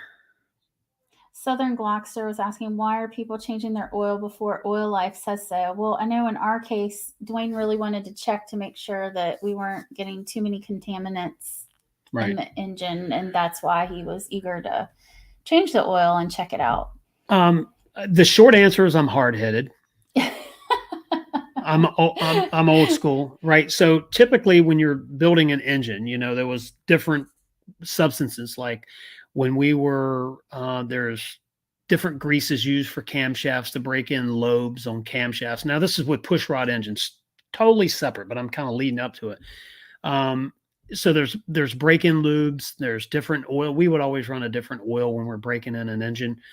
And the break-in engine was, setting the adjustment screw on the carburetor, letting it cook for about 2,000 RPMs for maybe an hour, and making sure everything was okay, and letting it cool off, and changing the oil and then going from there. After we broke in the camshaft, because it used to be more significant than it is with these tight tolerance engines now. So the short answer is because you have some loose things in the engine sometimes. And you will typically, the oil filter will catch it, and might be shavings, might be, yeah, I remember you saying that, or might be any of that, right? And so a lot of people feel comfortable getting that out. And here, text Haley and tell her we're still on the live there. Oh, okay. And you're just peace of mind. You get to see what's in the filter or what's not in the filter. You get to change the oil and go from there. Now, the proper, I guess, answer is you listen to the manufacturer's recommendations in your owner's manual. But because I do a lot of this stuff myself, I figured, hey, I'm going to change it. I'm just going to just do what I've always done, and it's always worked for me. So that's the long and the short of that. Mainly it's because I'm just doing what I've always done. So anyway, always follow whatever your dealer says, as well as the owner's manual, though, if you really want to know, if you're not comfortable with it. Oh, let's see here. North Shore was okay. Yes, sir. I'm going through the comments here. We're gonna get ready to wrap this up. And by the way, I appreciate each and every one of you for watching tonight. But before we wrap it up, why don't you tell us what you're expecting on your Bronco off-rodeo trip? To be scared. To be scared? Yeah. No, to learn your limits. Like I said before, well, definitely to learn my limits. Yeah. But just to learn how to use all the modes in the Bronco and when to use them properly. Well, and just to be safe and doing crazy stuff, I guess. Yeah. Well, so here's the thing. There's technology and technique, I should say. Yeah. Well, I want to learn how to use both of them. Right. So when you apply the technology and when to apply the technique, and some of it goes hand in hand. The coolest thing that you learn there is tread lightly, which is, when you're going out and on the trails, you stay on the trail. You see a patch of grass, don't go do donuts in it and stuff like that. Stay where on the area you're supposed to, because there was some talk before. There's people out there who just hate the idea that you're taking a vehicle out in the woods. Yeah. So, and pick up your trash, leave with what you came with. You learn that, and that was unexpected. When I went to it before, it was truly unexpected. I was going to leave with that kind of knowledge, so that was the biggest takeaway for me. I thought it was awesome, but here's the thing about the Bronco: you actually get to learn the different modes, right? And you get to learn what to do and when to do it. So the thing with me, I was more comfortable, when we go. I mean, the only thing we've done with our Broncos is on the beach, right? But I'm actually comfortable with what mode, obviously sand And- mode, but then you can modify your goat modes. And There's see, some, that's what I want to learn because I don't know selectable. anything about that, and I always rely on him. So modes have preset parameters, right? For a certain mode, it's going to engage a front locker, rear locker, or 2 high, or a 4 high, 4 low, or whatever. But some of them are selectable, meaning, for example, if we're in sand mode, when you switch to sand mode, it automatically, at least with our Badlands, it locks in the rear locker and puts you in 4 high. But you can go to 4 low, or you can disengage the rear locker, or you can lock the front. So they're selectable and I don't know if preset's what they use, but it's a selectable feature in the goat mode. So definitely for cool. Overlanding for fun. Do they teach you to send it? I bet they do. Oh, and YouTube Car Spotter Guide. Yeah, All Terrain Nation Kelly and I are teaming up. We're gonna take Bronco off rodeo by storm. So you guys just watch out for the content. Yeah. It's gonna be fun. You see what Laura said? Right No, here. It's on I this one. didn't. Just from Yeah, Facebook. I can't see You're it. on YouTube over there. Yeah, my friend Laura, we're horse friends and ride together. And her comment was, at least this Bronco can't buck you off in the middle of nowhere. Yeah. True. Well, you can have other issues in the middle of nowhere, but you won't be in the middle of nowhere there. So this is something that I learned when you did the all women's live stream a few weeks ago over on ATN, is that the Bronco Off Rodeo Texas Horseshoe Bay is it's all private land on a closed course. Mm-hmm. And that was the only one I went to. Whereas the other one sort of maybe a mix or all Like public or something like that. Yeah. Bronco in the wild. Yeah, it is, man. But you're going to have fun there. I'm excited. And they keep the place. I mean, it's spotless there. It's just a cool place. The food's awesome. The music's good. And all the little art that they have in the base camp is what they call it. The building there is pretty cool. Because being in the building business, I pulled up and was like, dang, man, whoever designed it, I told her, I was like, whoever designed this. I remember you commenting about like that. But I'm also looking forward to maybe doing some excursions while we're there. I do want to do a true 4-legged Bronco ride, not a Bronc, but a ride around the terrain there on horseback. And I'm trying to talk Kelly into doing that with me. Yeah. Mark Kelly said, a lot of fun. I'm sorry, Becky. Oh, you're fine. Mark Kelly said, my youngest son and I went to Texas and had a lifetime memory. I hear you. So awesome. You love the rodeo no matter which location. Yeah. And we want to do another one together. That would be cool. New Hampshire. And I wish Gavin could go. Our middle daughter, Alexa, went with Duane last year. Yeah. Look, I'm gone in 6. He said, off rodeo is the most fun I've ever had, going between 4 and 8 miles an hour. And who would ever thought that you'd say that, right? Right. But and I just think of like fun as going really fast and know. And if you watch the intro cruising and jumping. If you watch the intro to our show, we had the Fun Haver course that you do not get to drive in the end, but at least with us, Johnny was my driver. Oh, okay. And he is a good driver. And he took us around there. And if you watch the intro to our show, after our show, go back and watch it, from the beginning, you'll see we got a little, a little wonky. Yeah, they can go a little faster around the Fun Haver track. But because you're crawling, right, and my youngest daughter went with me, and she said, we were either looking at sky or the bottom of a she called it a valley, but it was a ravine. A ravine, I guess. Yeah. Yeah. The bottom of the hill or the sky. She had a lot to say about it. I think she really enjoyed it. I know I will. Yeah. I'm really looking forward to it. It's going to be fun. And I think anyone that has the opportunity to go to an off-rodeo event should go.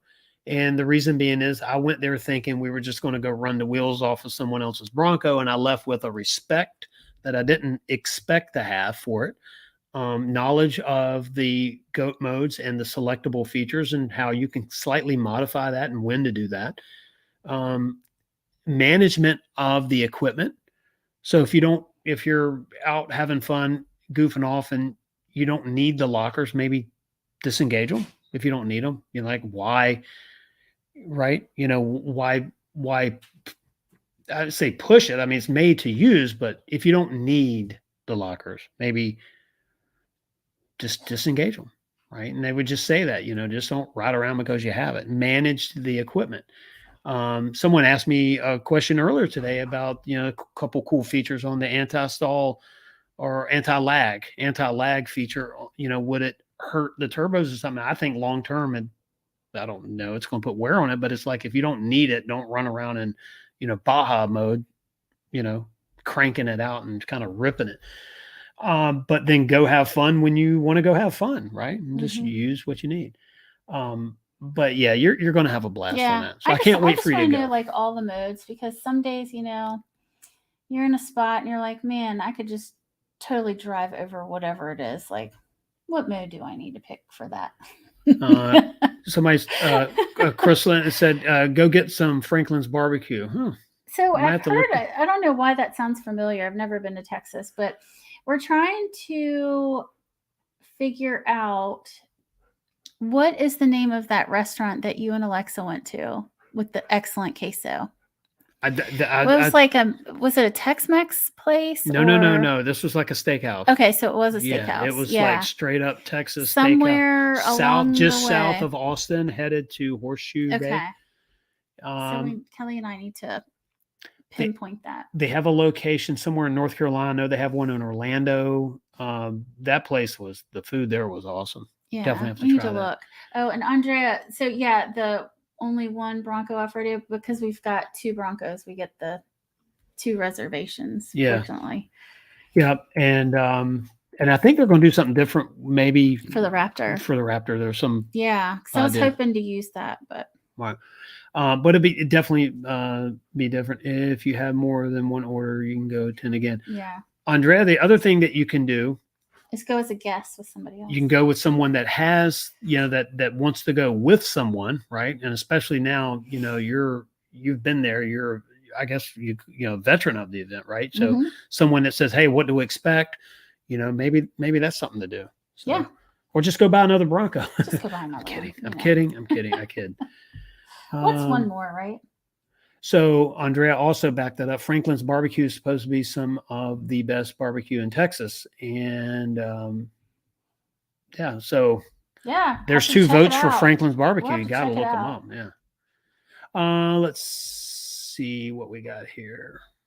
Yeah, but I think, you know, the show tonight's been great. We did hit on the promise of talking about the 2.7, and I have another video coming out. And like I said earlier, you know, I want everybody to know if you've commented on the video and your comment's still up, it's because it was acceptable for my little boy to read. And so, thanks for keeping it clean. Yeah. You know, and like, it doesn't have to be personal. Of course, then again, I also don't care. I just don't want him to see something like that. But I do care about what everybody thinks about our content. And I want to be as serious as I can be about this. Is my take on the 2.7, my experience. What I read, what I know about engines is I like, but that is not a reason for you to go buy one because of what I say or not, right? It's just content on YouTube.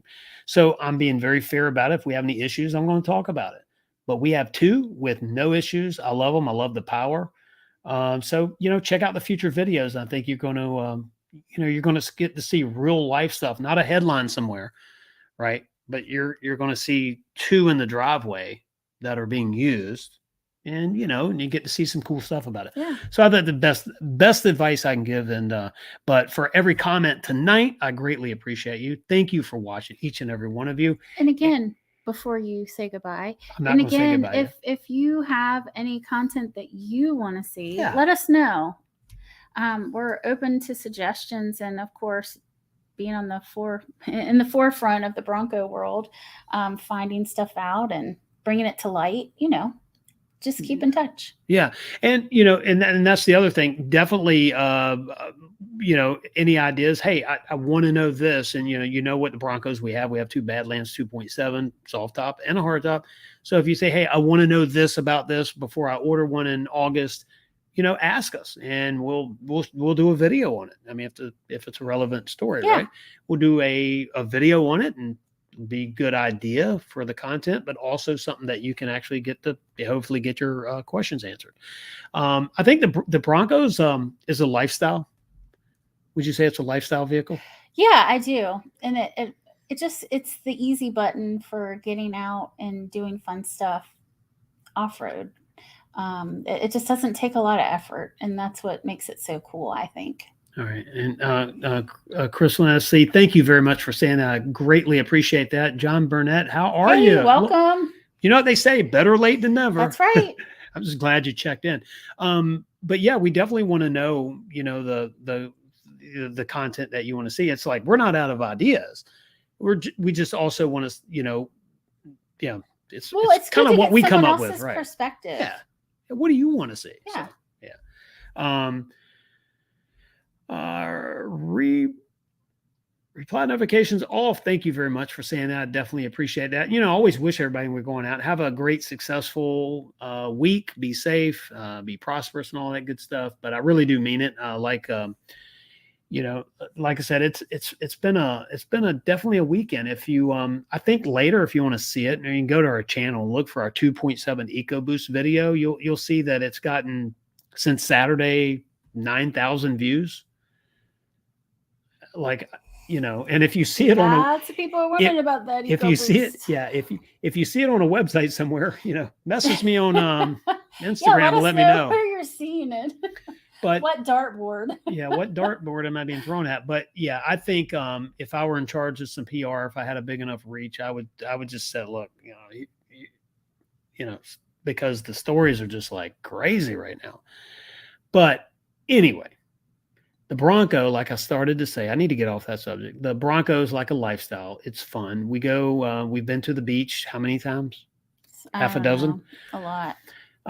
It's so cool to be able to drive on any beach that we can legally drive on. Go to it, park, set the chairs up in the umbrella, and just take it all in. There's no long walks, and there's, from the parking lot to the beach. And if you just want to cruise down the beach, Corova is a good place to go. If you want to go somewhere, say in the Outer Banks, if you live in the Mid-Atlantic region. And if you want to go for a little more privacy, take your dog with you, barbecue or whatever, I guess all that's... Well, they're all dog friendly. They are, but there was more dogs at Oregon Inlet than there was at Corova. Because Corova, there's so much traffic back and forth. Yeah, maybe. We've got to get our dogs down there. Yeah, we got to get our dog. Which, by the way, we haven't gotten her yet, and we're supposed to, but we're supposed to be adding another little four-legged friend to our crazy crew here.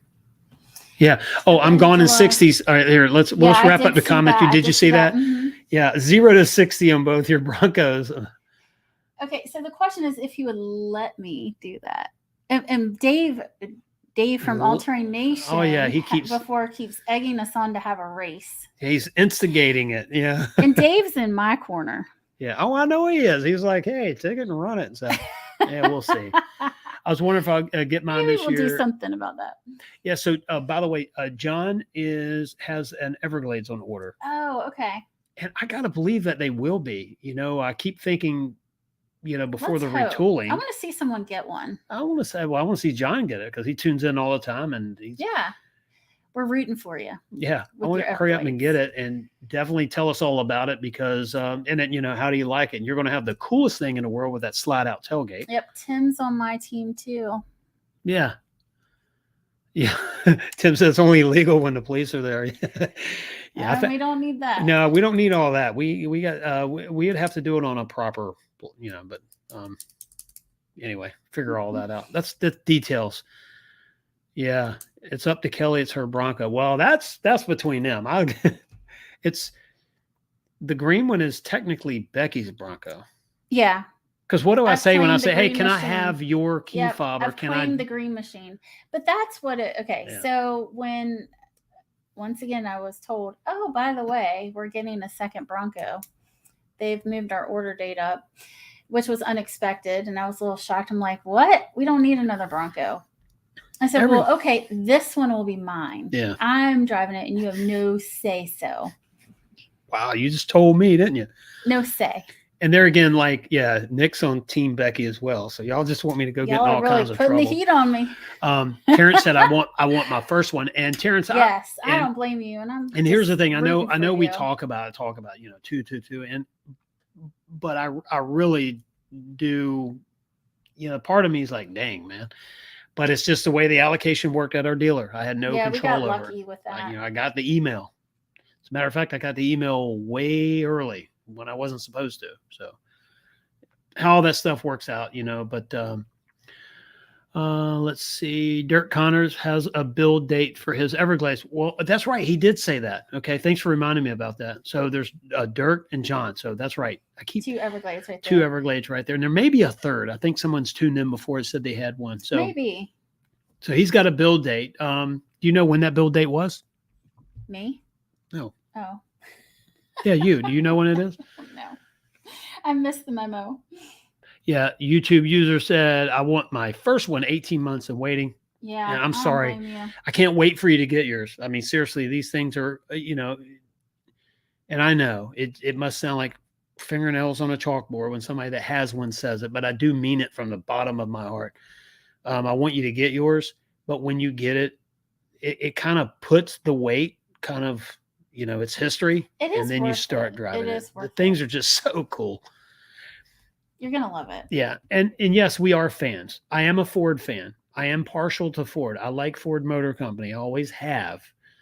So I am partial to that. But like I said, we talked about it. At any point in time we have an issue with our Bronco, we're going to talk about it. We're going to film it, and just say, hey, here's what happened. Here's what we did to fix it. Well, again, and I'm not really partial to any one brand of vehicle. I mean, I'll drive whatever as long as I like it and it's fun. But I've had a lot of fun with the Bronco. But I mean, there are a few things that I've asked before, even on here. Like, for instance, I guess they call it the IntelliKey or whatever, like the keyless entry. Sometimes I've asked Duane, I'm like, when I go to open my door, the key's not like registering, because I like to keep my keys in my purse. I don't ever have to pull them out. I just walk up to the car and it unlocks. I think Tim did a video on that. Have you watched that? Yes. And then, well, no, I haven't watched his video, but you were telling me that I was doing it wrong, that I must have been grabbing something, and I wasn't. It's intermittent as far as sometimes it works, or most of the time it works. Sometimes it doesn't. So little things like that.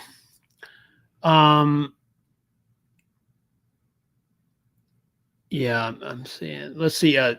Terrence is like 16 months. I guess that's total time. Airplane Mike has an Everglades on order too. Okay, so maybe that was the third. I don't remember his Airplane Mike, but good for him. So yeah, awesome. Yeah, that's cool. Do you have an email that I can send you a picture to? Yeah. So Nick, what you can do is go to the. Or what about Facebook? You can send it through Facebook Messenger. Yeah. If you want, you can go through, or post it on the Bronco Wild page. Yeah. So if you go to my homepage here on YouTube, the About Me part, there's an email there. You can send it there. Yeah, but I definitely like to check, because the early Broncos, we have someone that we're going to be doing a review of their early Bronco, and I think they're sweet. I just think it's cool, and it's a I want to say it's a 68 or a 69. Pretty early. I think Nick has an early 70s. What is it? 71, 72, 73, right in there, if I'm not mistaken. Yeah. So Nick, look at the I think it's the community page or the About Me here on YouTube, and send it to that email that's listed right there. And send him a message then to tell him that you sent it, so he makes sure that to look for it and that he got it. Yeah. Ethan said, drove mine to northern Michigan this past weekend. Took the doors off. Love it. I haven't taken my. Yeah, we haven't done that yet. That's on our list. A 2.7 has been sweet. Honestly, I'm most impressed with the doors and the top off. Well engineered. Yeah, I agree with you. The top off or down. So on the hard top, we've only had the 2 front panels off. Mm-hmm. And have we had the rear off? That is one of my beefs for the hard top. And I know we could switch the soft top. And I keep telling him we're going to switch tops. I'm going to take the soft top for the summer, and he can have the hard top, because I'm on the go more. And I'm always the one that wants to put the top down, and can't. Yeah, And John. I hate saying I can't, but it's just like I said, I need assistance. I got you. Yeah, and John, let me be clear. When I say early, I mean the smaller first gen Broncos. Yeah, Bronco 78 Yep. does have that. Obviously, that second gen, that 78 Bronco, which is Sweet. a really, really sweet ride. And we keep talking about that. We were talking about it the other day. We going up the Parkway, the Foothills Parkway. It's like you couldn't hear any of the Broncos except his. Just had that growl Hey, to it. I like it. I like the It's growl. like, man, that's the one thing I wish I had growl mode or something, you could really hear it. Yeah, well, I'm hoping that the Raptor will have a little bit more bite to the engine noise. Yeah. He says, I only have the 78. It's not only, it's a sweet ride. Yeah. But yeah. Anyway, well, oh, wait a minute. Mobile said 77, 78, 70 were the most desirable Broncos until now. I agree with that. And I think because, a lot of people now want the early, right? Mm-hmm. Any one of the early classics. Broncos, but the usability, I think, would be that late or second generation type Bronco. It's got more beef. Yeah, it's bigger, right? So, yeah, they are a lot bigger. And that was. But I love the look of the early one. I like them all, honestly. I would love to have one of those new, like one of the 70s models. Yeah. Yeah, I would. I'd That'd take be one in a sweet. minute. But anyway.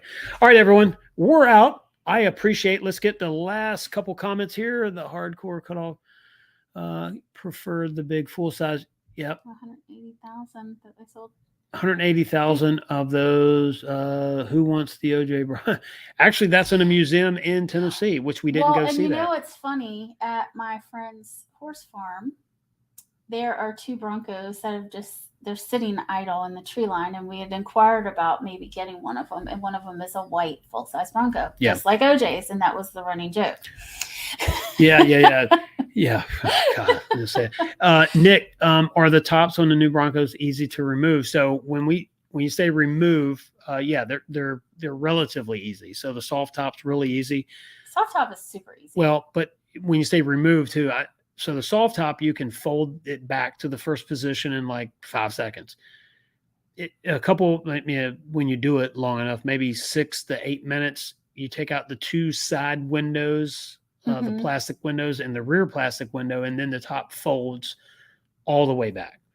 And then the next position would be is you take I think it's 6 bolts in the back. You take the bolts out that holds the actual bracketry to the back of the Bronco, and then the entire top's removed.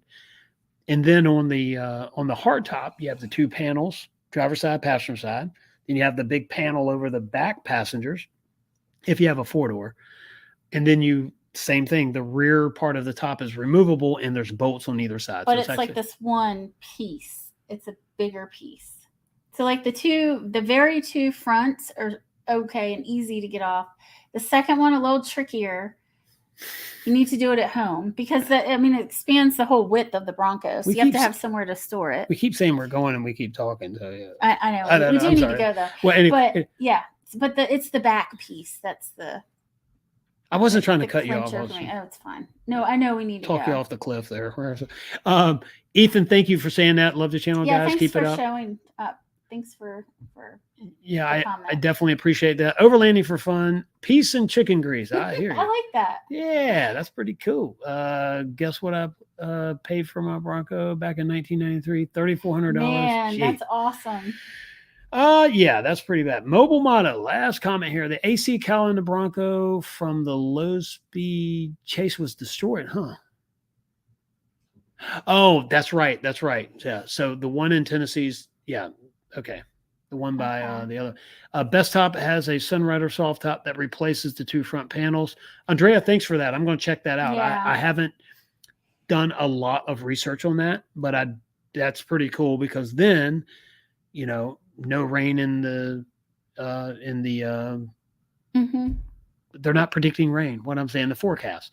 Then you could take the panels off, put that on there, and have some shade in there. And we've talked about that too. Like for the nicer time to, park it in the garage for one thing. Yeah. But the we need to come up with a pulley system too Nick- to lift the top and store Nick was it. talking about his Bronco. You know, he got a really good deal on his a few years ago, yeah, and he they're sure did. mint now. I mean, they're they're Yeah. going for a lot. Yeah. Talk about a great investment. Andrea just got mine. Haven't installed it yet. Well, let's do a video on it. Let's do a review on it. There, that's what you should do. Yeah, Andrea installing it. I'm not inviting myself to like modify your Bronco or anything, but don't. We should But anyway, do that. That's pretty cool. Yeah, we look forward to seeing you again. By the way, it's fun hanging out with you. All right, everyone. Well, we're out. We've got to go. I definitely appreciate each and every one of you watching tonight. We did go longer than we thought, but you know what? When you're having fun, that's what you do. And I thank you all for being here. I appreciate you. We welcome you to, if you just join us, to the Bronco Wild Outdoors family. Thank you very much. Have a good night, everyone. See ya. See ya. Good night. Bye.